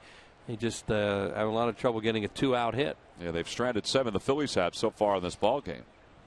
Count is 1-1 to Kelly Johnson, who has 2 hits tonight, 2 RBIs. No, he hit one last time up. I mean, Moyer made a great pitch on him, just jammed him, shattered his bat. He didn't hit it hard enough to Rollins for Jimmy to throw him out. That was a good pitch right there by Chan Ho Park. Yeah, that lumber that you see Kelly Johnson swinging right there, that bat he's using, that is a brand new piece of wood. Yeah, he's not going to use that one he had last time. Nope. There might have been a time in baseball where hitters would use that bat again. They'd put some tack nails in it. I know there was a time in the Newtown Edgemont Little League when they used to do that stuff. didn't have enough money to buy all of these. Sure, you used to always do that with your bats. Put some nails in it, a little tape. I never had to do that with my aluminum bat, Wheels. Well, see, Yeah, there you go. Well, we used wooden bats in the old days. In the 50s, we had to use wooden bats. The only thing in aluminum back there was they were putting the siding on the houses. Well, maybe that's where they got the idea. I guess. 2-2 the count to Kelly Johnson.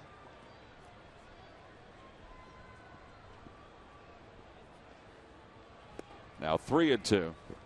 Yeah, this is a part of the Braves lineup that is still under discussion. This leadoff spot. Bobby Cox said, "Hey, listen, if I had a prototypical leadoff hitter, I'd put him up there." But in reality, Yonel Escobar has been discussed. He's batting second tonight. In reality, it only matters the first time through the lineup for me.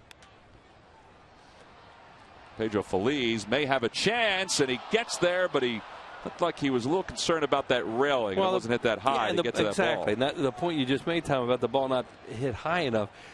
As a fielder, you want to be able to take a peek or two to see what's coming up. And the ball wasn't hit very high, so he took one peek, and then he went after it and short-armed it because he doesn't know where the stands are right now because he couldn't look up again. And if he had a little more time, he certainly would have looked up again and then caught the thing. Yeah, he's a little frustrated with himself right now over third. He knows you should catch that ball. So again, it's full 3-2 to Kelly Johnson. Johnson beats one off his leg. Chan-Ho Park is trying to record just the second 1-2-3 inning of the night for Phillies pitching.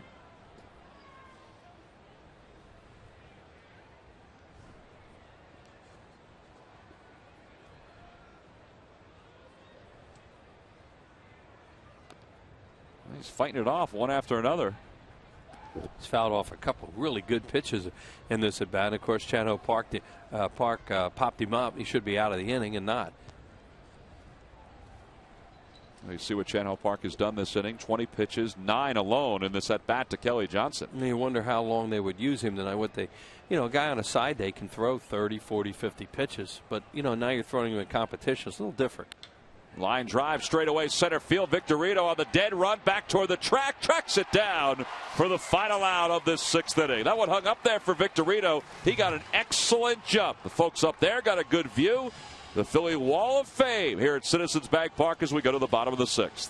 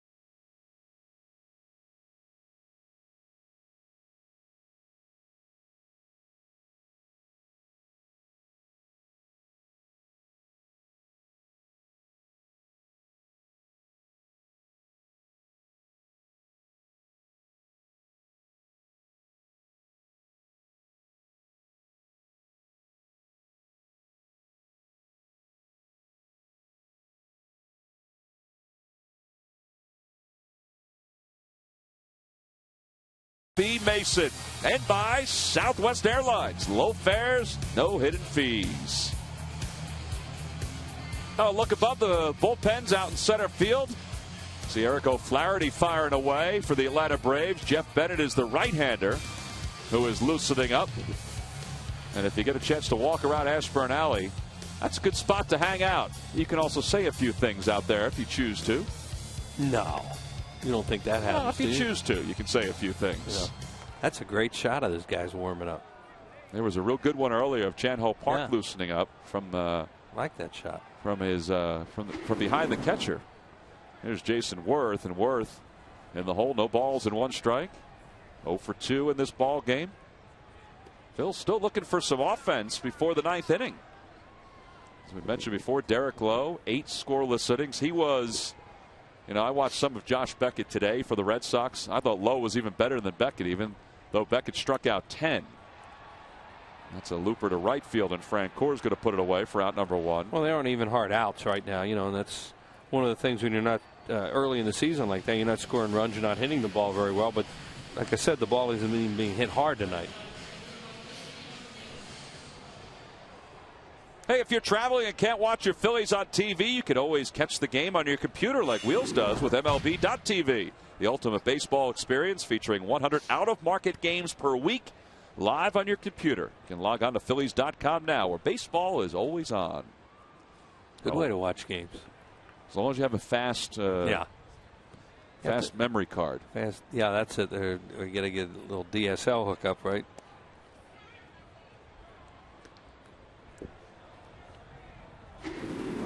I think I used the wrong terminology. Internet connection. Right. Which is what I meant. Yeah, I knew what you meant. Wanted on the count to Raul Ibanez.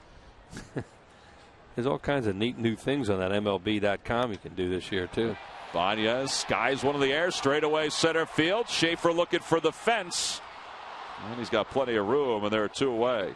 Boy, these fans are just waiting to bust out for something. Yeah, I mean, there's such great anticipation of this club coming back this year. And, they've come out and not, Derek Lowe shut them down in the first game. Tonight, they have some base runners. I mentioned they really haven't hit the ball that hard, but it still had some chances. So, nothing's really happened so far. It's not fun yet. It will be. That 9th inning the other night had a chance. Yeah. At one point, or a couple points to get fun. Mm-hmm. Phillies did score 1 on a base hit by Jason Worth. But Mike Gonzalez was able to get Ryan Howard and Raul Ibanez on strikes to finish off that game. Braves came in here a few years ago and swept the Phillies the first 3 games of the season. Last year they lost the first 2 to Washington and were trailing badly in the 3rd game, and then tied it up late and got a walk-off walk by Jason Worth in the 10th inning to win that game and go 1-2. 2-1 the count now to Pedro Feliz. It's funny thinking about that series, Wheels. As Washington left, I think there were a lot of folks, including me, that said, they're going to be a pretty good team this year. Well, remember they beat the Braves on the Sunday night game on that walk-off home run by Zimmerman. Then in their ballpark. Came in here and won 2 in a row. Zimmerman hit a home run in the 2nd game of that series against the Phillies and beat Hamels 1-0 that night. And then, like I said, in the 3rd game of the series, they were way out in front in that game early. And there's ball 4 to Pedro Feliz, so he draws a walk. Not too many free passes given up either by Jurgens. That's his 3rd in tonight's game. And you showed the bullpen there. Tom talked about the bullpen. Bobby Cox is making sure he's ready. If they get to the pitcher and the Phillies would, of course, hit for Chano Park, he wants to have a left-hander for Stairs or Dobbs. Well, he's starting to head out of the dugout right now. He just asked for time, and here comes Bobby Cox. You can see him behind Carlos Ruiz, and he's going for Jeff Bennett. That's it. So Jurgens, who has thrown 96 pitches in this ball game, a fine effort in his opening game here in 2009. He's going to have to watch the rest of this one from the bench and eventually the clubhouse, because Jeff Bennett, the right-hander, is going to come on and try to pick him up here in the bottom of the 6th inning, with the Braves leading it 4-0.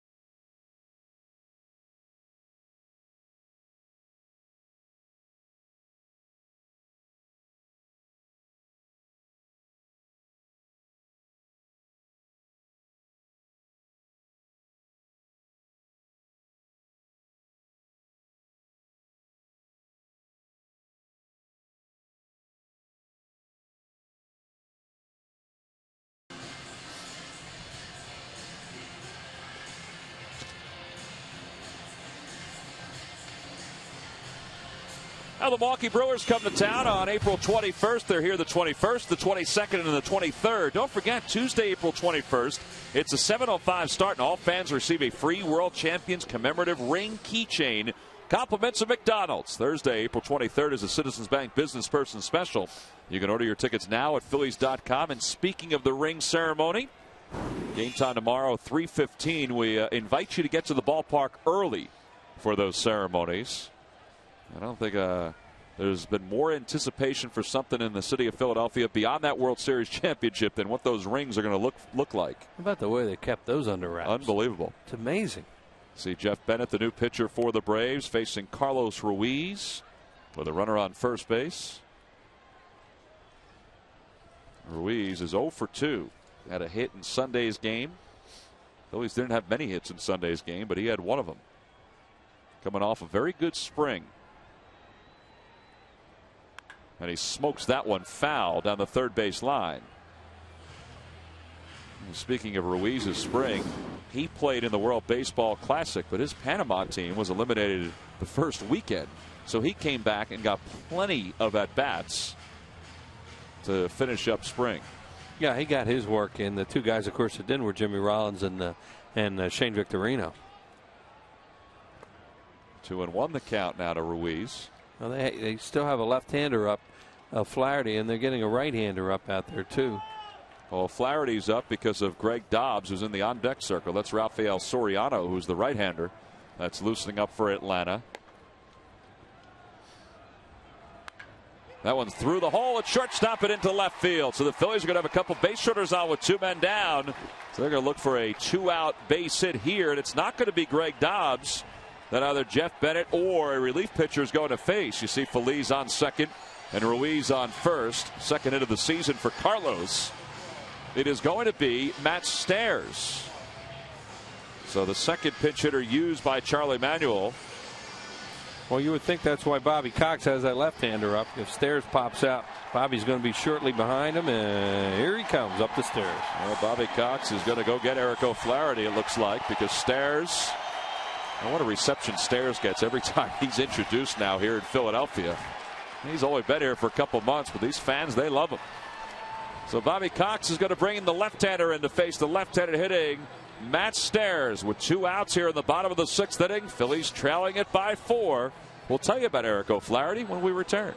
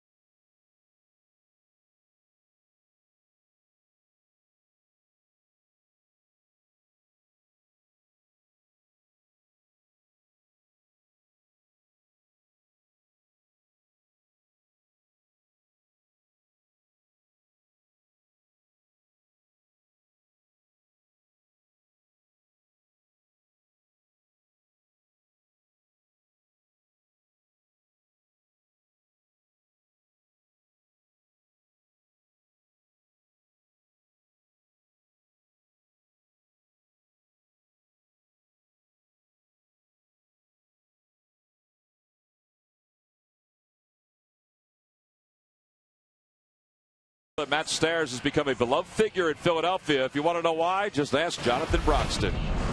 This was Game 4 of last year's National League Championship Series out in Los Angeles. Oh, what a swing that was.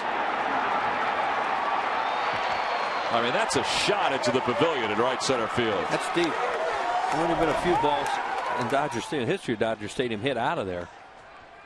And you see the active career leaders for home runs for pinch hitters. Matt Stairs, number 1. Greg Norton of the Braves, number 2.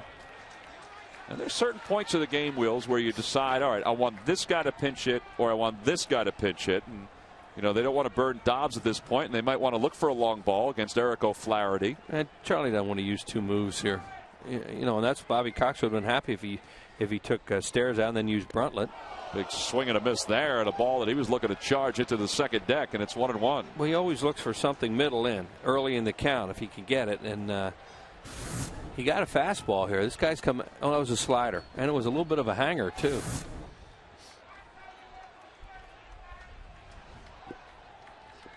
Oh, there is Charlie, who knows a thing or two about hitting the fastball. 1-2 the count now to Stairs. That was a belt high fastball there that came in at 92 miles an hour. That's Stairs, who was acquired last year from the Toronto Blue Jays, and basically all he did was pinch hit after coming over from the American League. You saw his numbers as a pinch hitter. It's another one of those spots in the ballgame where they have a chance, but there's 2 outs again. Yep. And the toughest hits again in baseball are 2-out hits. And they've had base runners tonight, but almost every time it seems like there's 2 outs. Yeah, back in the first inning, they had 2 outs and 2 runners on, just like here. They couldn't score. In the second inning, the same, could not score. And it's 3-2 now to Stairs, so that means the runners will be off on this pitch from O'Flaherty.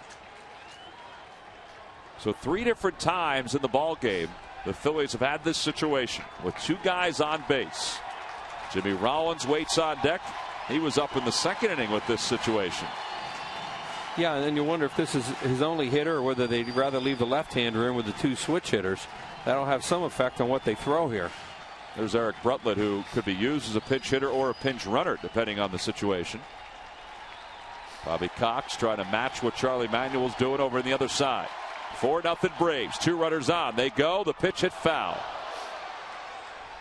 See, Stairs, like a lot of left-handed hitters, is more comfortable hitting off a right-handed pitcher. He's giving a little ground on this guy. This guy's throwing from the first base side of the rubber. He doesn't look like he's real nasty, but still, the tendency is for a left-handed hitter to open up and give a little ground. Flaherty signed off waivers by the Braves during the offseason. The runners go again. 3-2, hit in the air, left center field. It's fairly deep. Schaefer on the run, into the gap, fighting the wind, makes the catch, and the inning is over. So the Phillies, who have now stranded 9, can't push a run across the plate. We head to the 7th. It's 4-0 Braves.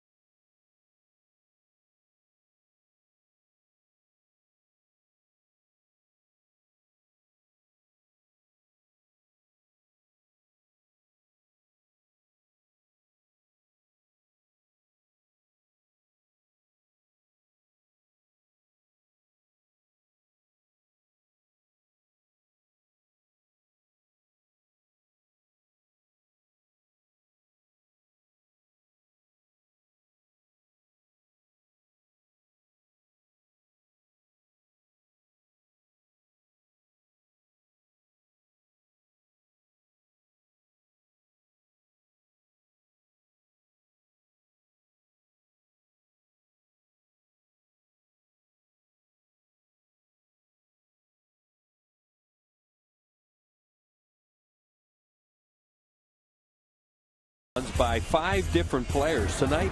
First inning, Kelly Johnson, first pitch from Jamie Moore out over the plate a little bit and point right into the stands in right field. And then later on in the game in the 5th inning, Chipper Jones, a line drive home run. It's tough to hit one out that way tonight with the wind blowing, as you just saw by Matt Stairs the way that ball got knocked down. But Chipper hit a line drive right through the wind for his home run.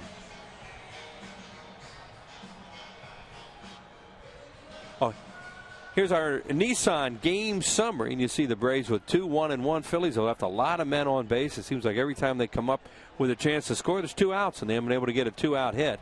Chipper Jones, a good game. Jurgens, 5 2/3 innings, 2 bullpenners after him, and the Phillies getting shut out again.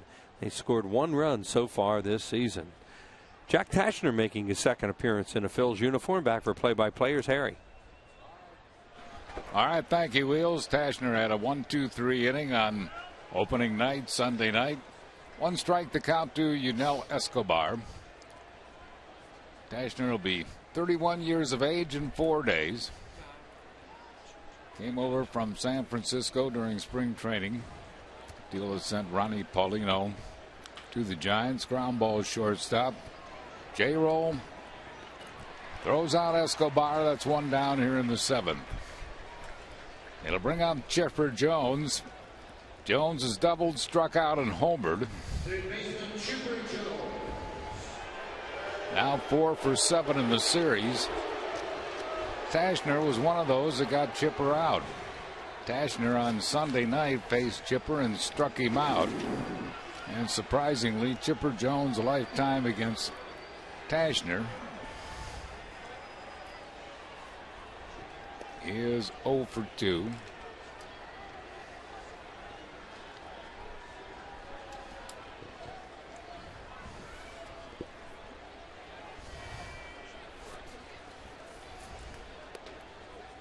Tashner falls behind him 2-0. That has been Tashner's problem when he struggles, is throwing strikes, working behind too many hitters. He's basically fastball, slider, changeup. Chipper, is 0 for 6 against Tashner with 4 strikeouts.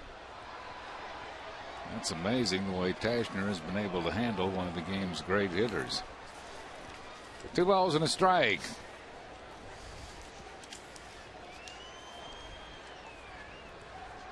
Braves on top here, 4-0. Grounded sharply. Nice grab by Phillies to his left. Low throw dug out nicely by Ryan Howard for out number 2. Phillies had a couple of those tonight, and normally you don't see him throw too many balls in the dirt, but he had a little bit of trouble throwing. That ball is really slick. San Diego Padres will be coming to Citizens Bank Park early for their one and only trip, a 4-game series. Friday the 17th, 7:05. That'll be Asian Pacific celebration. Saturday the 18th, 7:05. Turkey Hill Kids opening night. Cole Hamels MVP baseball and collectible tin for all fans 14 and under. Sunday the 19th, Citizen Bank Fanatics birthday. Fanatic Champions t-shirts free to fans 14 and under. And on Monday wraps up that series with San Diego. The 20th is 7:05. That'll be a Hatfield Phillies Frank's Dollar Dog Night. Order your tickets online at Phillies.com.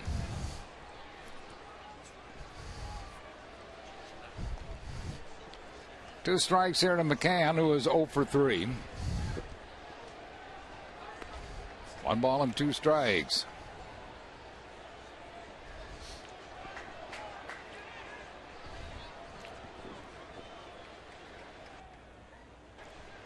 One ball and 2 strikes to count to McCann. Ground ball second base. Chase Utley charges. 1-2-3 inning for Tashner here in the 7th inning. It's stretch time here at Citizens Bank Park. Top of the order coming up. J-Roll, Victorino, and Utley.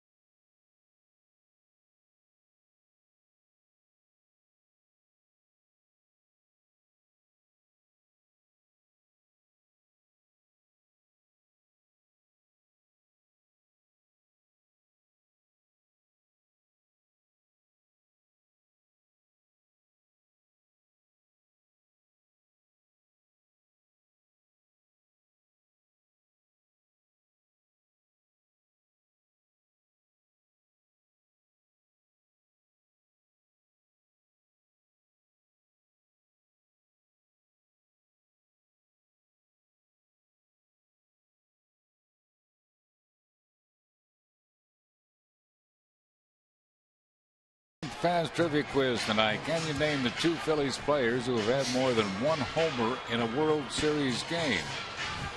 Well, Ryan Howard is one of them. Last season in Game 4 against Tampa Bay, he hit 2 home runs, and the other, the dude, Lenny Dykstra, had 2 home runs in '93 in Game 4 against Toronto. Log back onto Phillies.com to find out if you're the winner of a Phillies prize pack. Thanks for playing Dodge Stump the Fans. Unfortunately, the night the dude hit his 2 was that, 15-14 game or whatever it turned out, that the Phillies lost to Toronto. Yeah. Jimmy Rollins has hit it hard, but he's 0 for 3. He's lined out to right, grounded sharply back to the mound, and flied out to right. Well, Flaherty came in the previous inning. A left-hander, always worse from the stretch. On the inside corner, 1 ball and 2 strikes. Well, Bobby Cox wants to use the left-hander here to turn the 2 switch hitters around, and then you have left-handed batters. So Flaherty's in here for a while. Rollins tried to check. The appeal goes to first base umpire Tim Timmons, who said he did indeed check. That could be one about. Nope. Pretty calm, just shaking his head. 2 balls and 2 strikes. Oh, there he goes.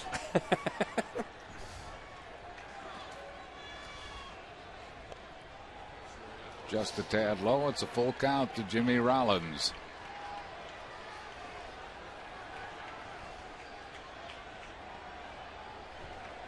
Shane Victorino on deck, and then Chase Utley here in the 7th. Ground ball third base. Chipper Jones has it. Rollins is out by a stride. That's 1 down here in the 7th. Well, these lucky fans are tonight Citizens 7. They will each receive a prize pack courtesy of Citizens Bank. Citizens Bank, with the most 7-day branches in the Philadelphia area. To find a branch near you, visit citizensbank.com.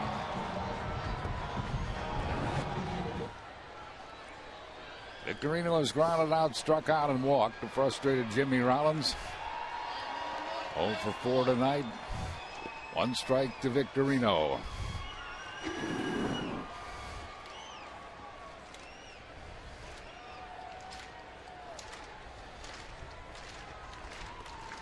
High with it, 1 ball and 1 strike.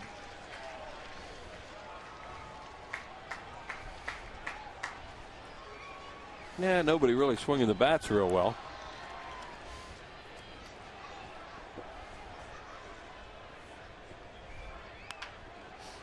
Ground ball third base. Chipper Jones throws out Victorino.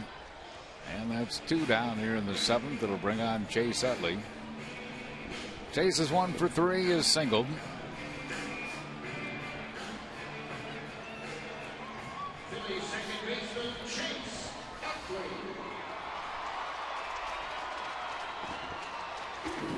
O'Flaherty,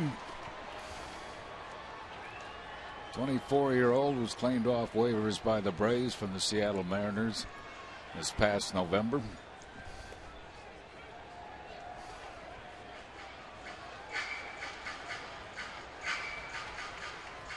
I think he won the count to Chase Utley.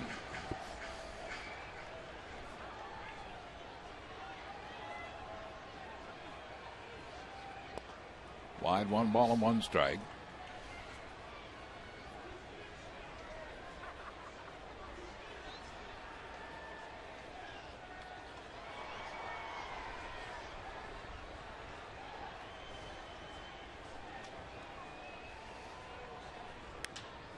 Lined in the gap in left center field. That'll be extra bases. I hope it'll only be a single. It's cut off nicely out there by Schaefer, and Utley decides to hold on to first base. Yeah, down by 4 runs, you have to stay at first base there. If you're in a game where getting to second base is really important, Chase Utley's probably going to try and stretch that one, even though Schaefer made a really nice play out there. But down by 4 runs with 2 outs, drop anchor. Now you see him right here. This kid can run. They say he throws very well, too, which he does right there. But that's a play where he'll think about second base, but not in that situation. Brings on Ryan Howard. He is 2 for 3. Has 2 of the Phillies' 6 hits.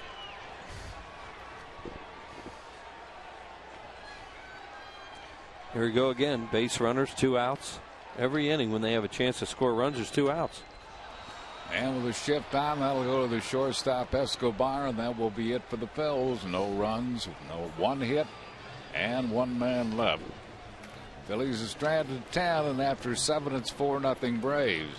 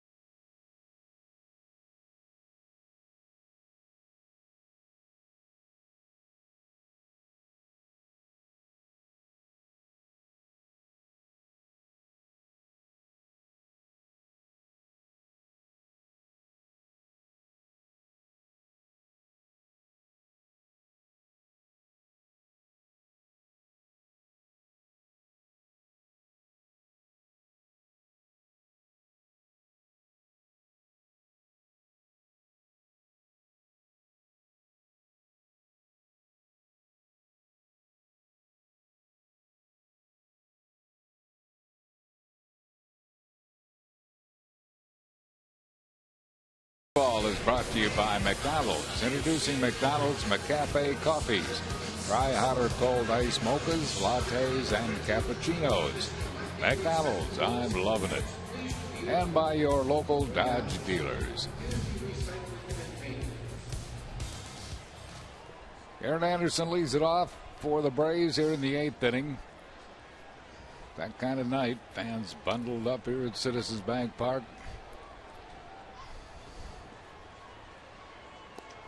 1 ball and no strikes to count to Anderson. Anderson singled, grounded out, and walked.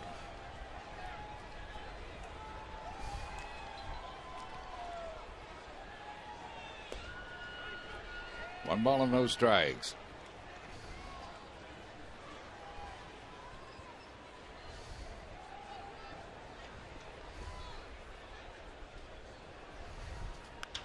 Bouncing ball chopped softly to shortstop. J-Roll throws out Anderson. That's 1 down.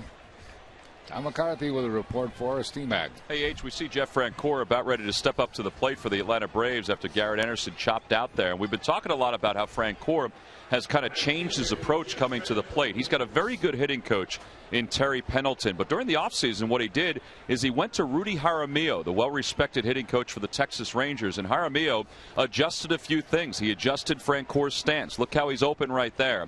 And he also adjusted where he put his hands. His hands are a little lower right now as he stands in and gets ready to hit against Jack Tashner.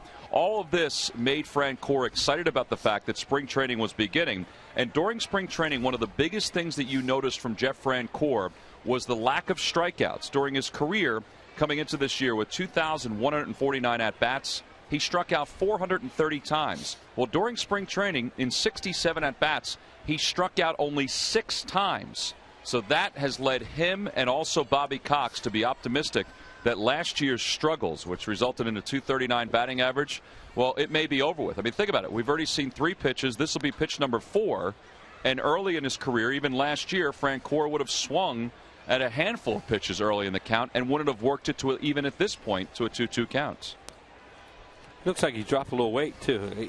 He's gotten a lot bigger since he's come into the league and doesn't move around as well as he used to, but he looks like he's in really good shape this year. Well, he and McCann both, Wheels, I think after last season, both took it upon themselves to get in better shape. And, you know, that's an awfully close pitch that he takes there. And I think a lot of times he would have taken a hack and maybe struck out. And you see the percentage of swings for Francoeur in 2008. I mean, he's very close to the top. And those are names that we talk about all the time of guys who swung very early in counts. And there's a line drive that he smokes toward left field. I mean, it turns out to be foul. I mean, just foul. Right. But he works the count and maybe gets a pitch that he can drive. If that happens, I mean, there's a lot of talk about the Mets and the Phillies. But the unknown are the Atlanta Braves because they're young. They've improved their pitching staff. I mean, another look at his swing. And, he's kind of changed it a little bit where, you can see that he's looking contact, and he's working the count into his favor. Another line drive and another foul ball, this time down the right field line. Not surprised who has the biggest number of percentage of swings at Benji Molina. I think he checked swing on the rosin bag. That guy, boy, he does swing for the San Francisco Giants, and then he can't run a lick.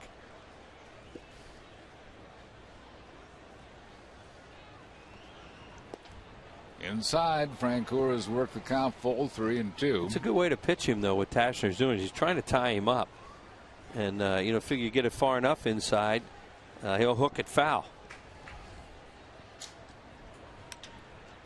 Lofts a pop up into shallow right field. Worth comes on and finally gets Francoeur out of there for out number 2. Threw him a little 3-2 breaking ball there, too. It was up a little bit, but it really fooled Francoeur, and he kind of just jammed himself and made the out. See this little 3-2 breaking ball after. This is effective, even though it's a little bit of a hanger. You see how much he was opening up because he had established that fastball in so much to him that he was looking in there and really didn't hit that high breaking ball. Soriano up now, the right-hander. Another one of their guys that had elbow surgery and just had a lost season last year. Here's Casey Kochman. Kochman 1 for 3 tonight. 1 ball and 1 strike.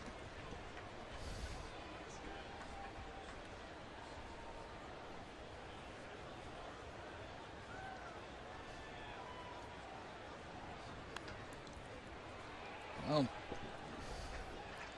Tashner had a lot of trouble throwing strikes at spring training when he came over from the San Francisco Giants, both with the Giants and the Phillies.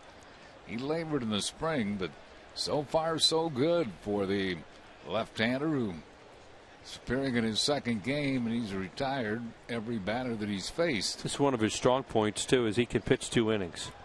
And in a game like this, you really don't want to use too many guys if you can avoid it. Smothered on the ground, knocked down by Utley, recovers from his knees. It's another 1-2-3 inning for Tashner. No runs, hits, errors, and none left. We go to the bottom of the 8th, still 4-0 Braves.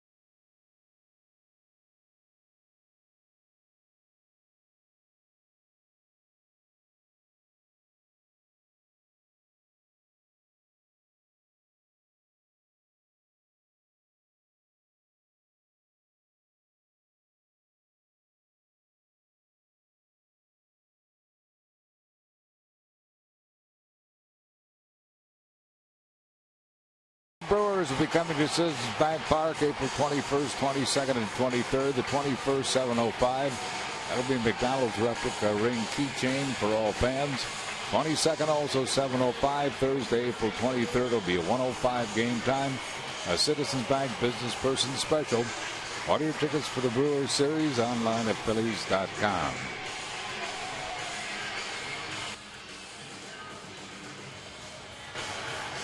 Rafael Soriano is the new pitcher, the 29-year-old.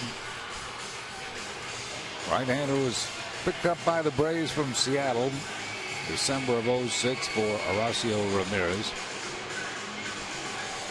He was 0-1 with 3 saves and a 2.57 ERA. Pitched just 14 games last year for the Braves because of elbow problems.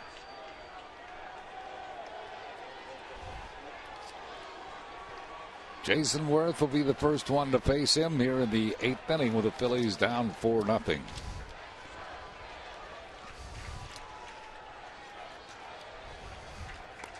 Up and in, 1 ball and no strikes.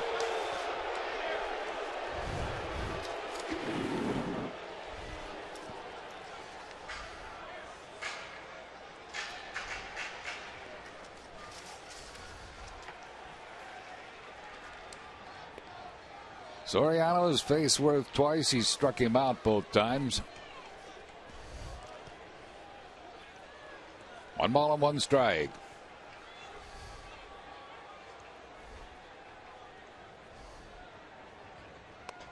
High with a fastball, 2 balls and a strike.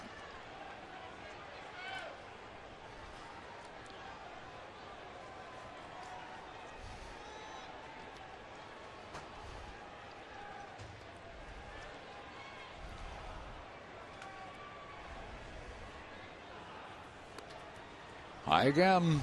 3-1 the count to Worth.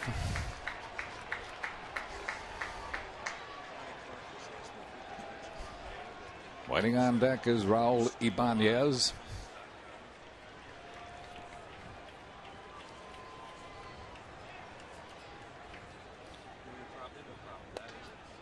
That's a strike. It's full count out of Worth. Worth 0 for 3 tonight.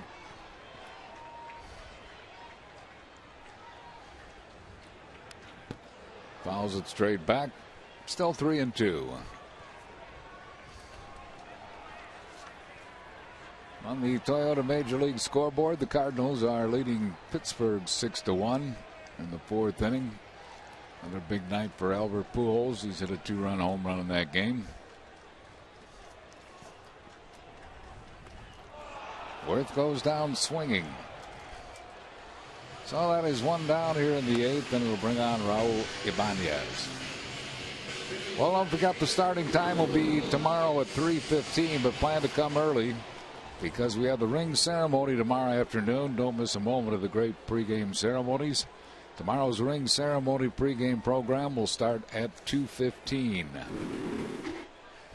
Yeah, and a reminder, too, will be on Comcast is going to cover that at Comcast Sportsnet. Will cover that ring ceremony starting at 2 o'clock if you can't be here. And also, it'll be streamed live on Phillies.com. So all kinds of ways to see that tomorrow if you can't be at the ballpark. And it is a sellout tomorrow. Should be a great ceremony. 1 strike the count to Ibanez, who is 1 for 3 with a double. And he's quickly in the hole. No balls and 2 strikes. And our new partner, MyPHL 17, has the new Charlie Manuel show on. So there's all kinds of neat stuff and ways to watch things now with all the different media. 2 strikes here to Ibanez. Grounded sharply off the glove of Soriano. He recovers in time to throw out Ibanez. And with 2 outs, it'll bring on Pedro Feliz. Feliz is 0 for 2 with a walk. He is twice fly to right and walked.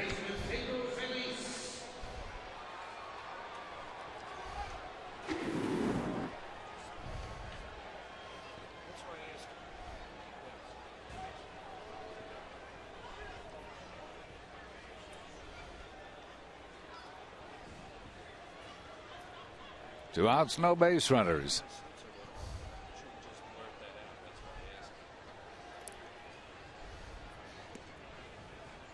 Blown away, 1 ball and no strikes.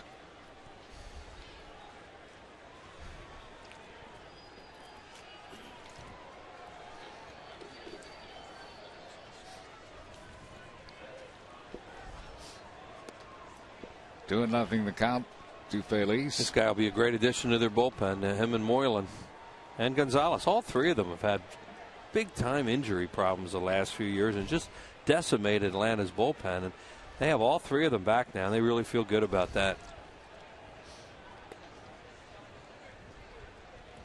Missed with that one. 3 balls and no strikes to Phillies.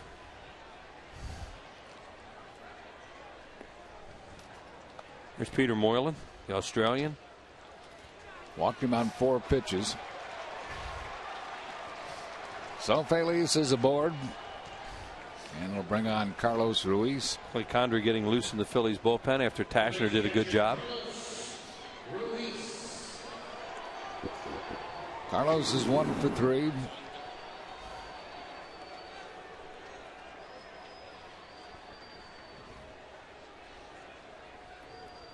Going out to talking over Brian McCann with Soriano. Bobby Cox, Roger McDowell.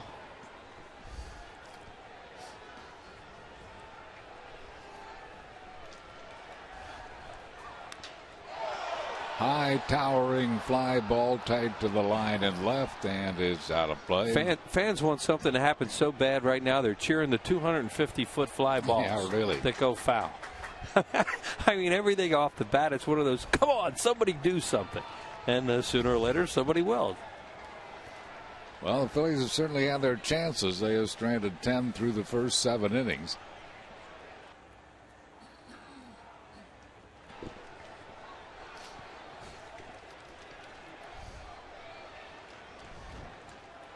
One strike the count. Stranded 11, excuse me, through the first 7 innings. Yeah, we've been talking about it throughout the game that they have had, well, I think every one of their situations with runners in scoring positions with 2 outs. Except for maybe the leadoff double.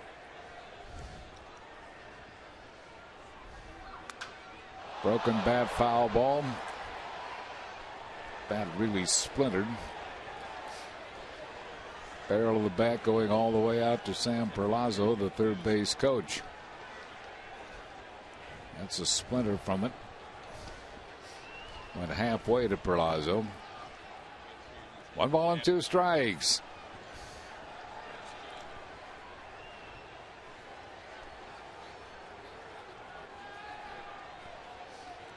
Ruiz lifetime against Soriano has a hit. He is 1 for 3. They have Gonzalez up now. Phillies have shown Greg Dobbs in the on-deck circle.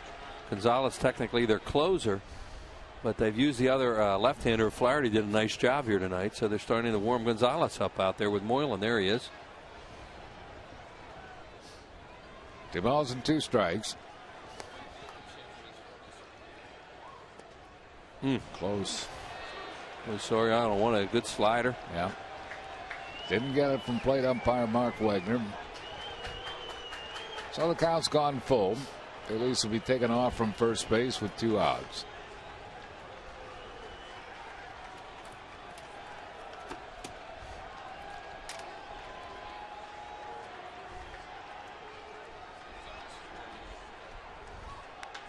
High towering fly to left, but the wind's going to keep it in the ballpark right in front of the warning track. Caught by Garrett Anderson, and that's it for the Phillies.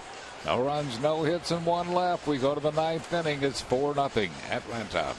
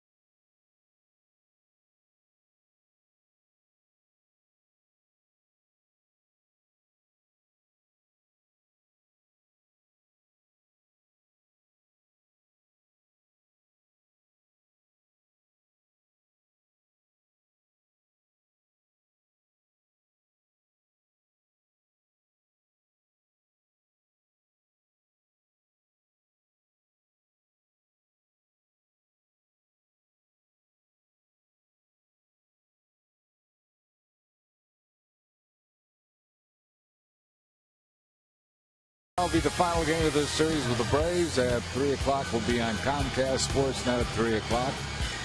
And the home opener for the Colorado Rockies, Friday the 10th, 4 o'clock.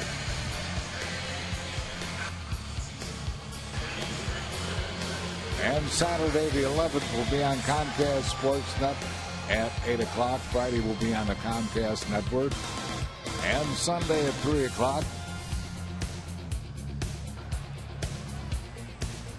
will be on MyPHL 17, Sunday from Colorado at 3 o'clock. Well, we move to the ninth inning. Clay Condrey is the new pitcher for the Phils. Jordan Schaefer leads it off, looking at a strike. Schaefer has walked in 3 at-bats tonight after his brilliant debut Sunday night.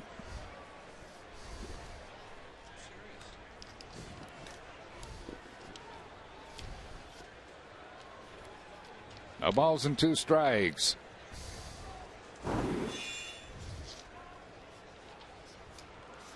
Two strikes the count. Ground ball just foul. And there's still nothing in 2.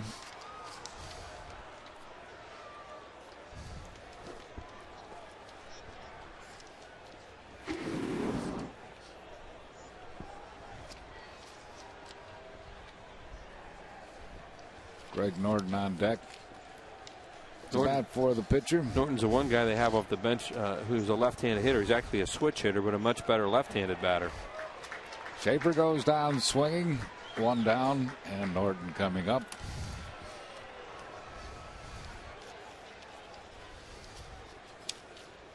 Well, scheduled to hit for the Phillies in the bottom half of this inning, a pinch hitter, and then the top of the order. Looks like they're going to use Gonzalez again, too. He's throwing out there in a non-save situation. Greg Norton, the veteran left-hand hitter. Guy's been a terrific pinch hitter throughout his career, and much better from the left side. 1 strike.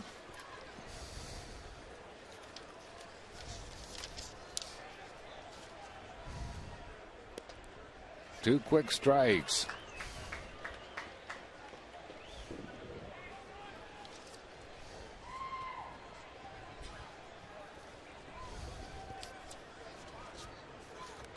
Jammed him, he fouls it straight back. Still nothing in 2.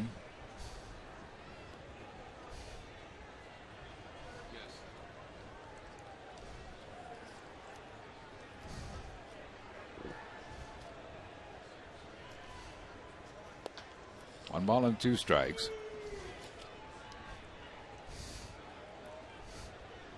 Condrey went 3-4 in 56 games for the Phillies last year with a good ERA of 3.26, and he rings up Norton. 2 batters faced, 2 strikeouts for Clay Condrey. W. Mason delivery of the game, the first pitch of the game tonight. Jamie Moyer trying to get ahead with a strike, and Kelly Johnson intercepted it, shot it into the seats in right field for a leadoff home run. 1-0 lead in the game, and that is our W.B. Mason delivery of the game. Here's Kelly, also singled in 4 at-bats.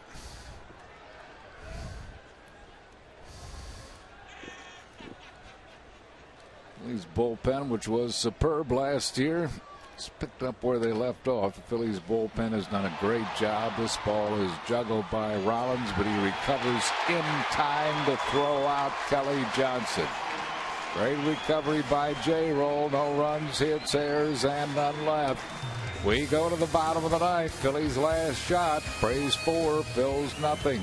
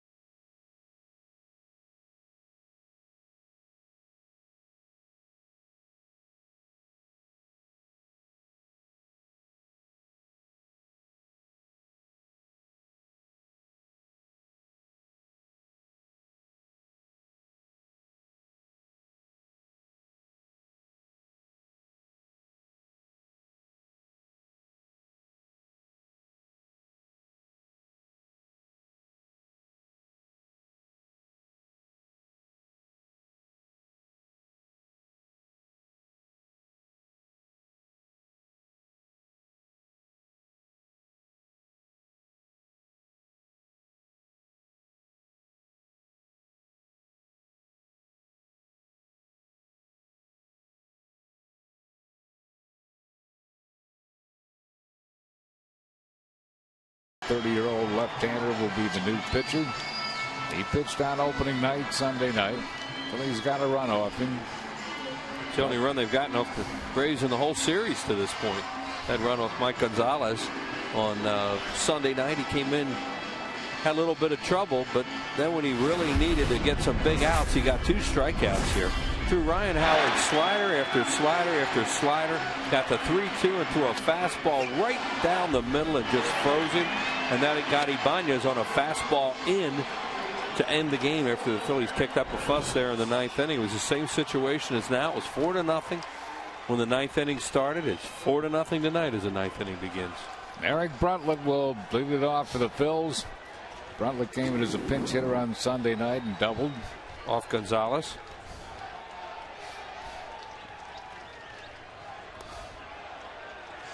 Gonzalez likes to throw a lot of breaking balls. He's kind of a slurvy type of breaking ball. Works from that third base side of the rubber. Pops a foul out of play, does Eric. 1 ball and 1 strike.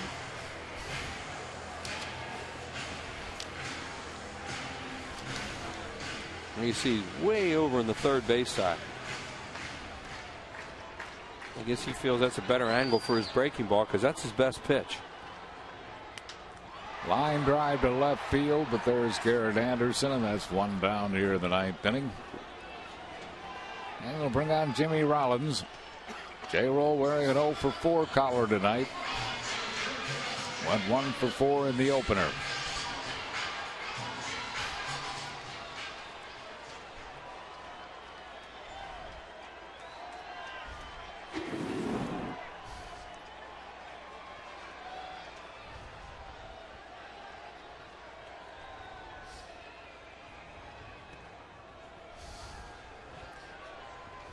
One strike to Jimmy Rollins.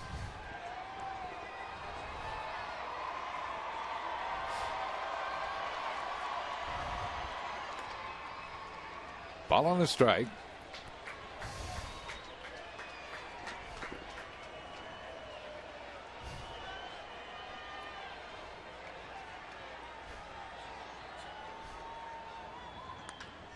That's hit to left field.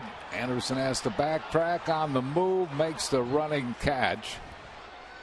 Frozen by that ball momentarily, but got back in time to make the catch at the warning track for out number 2.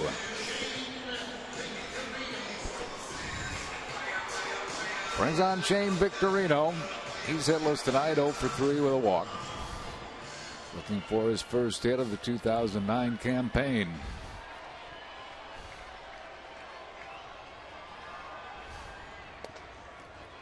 One strike to him.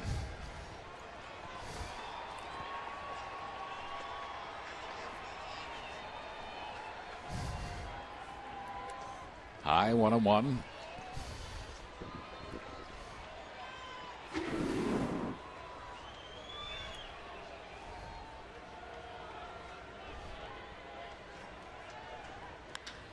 Fly ball to left center field, and this is going to be it. Schaefer waits, he puts it away.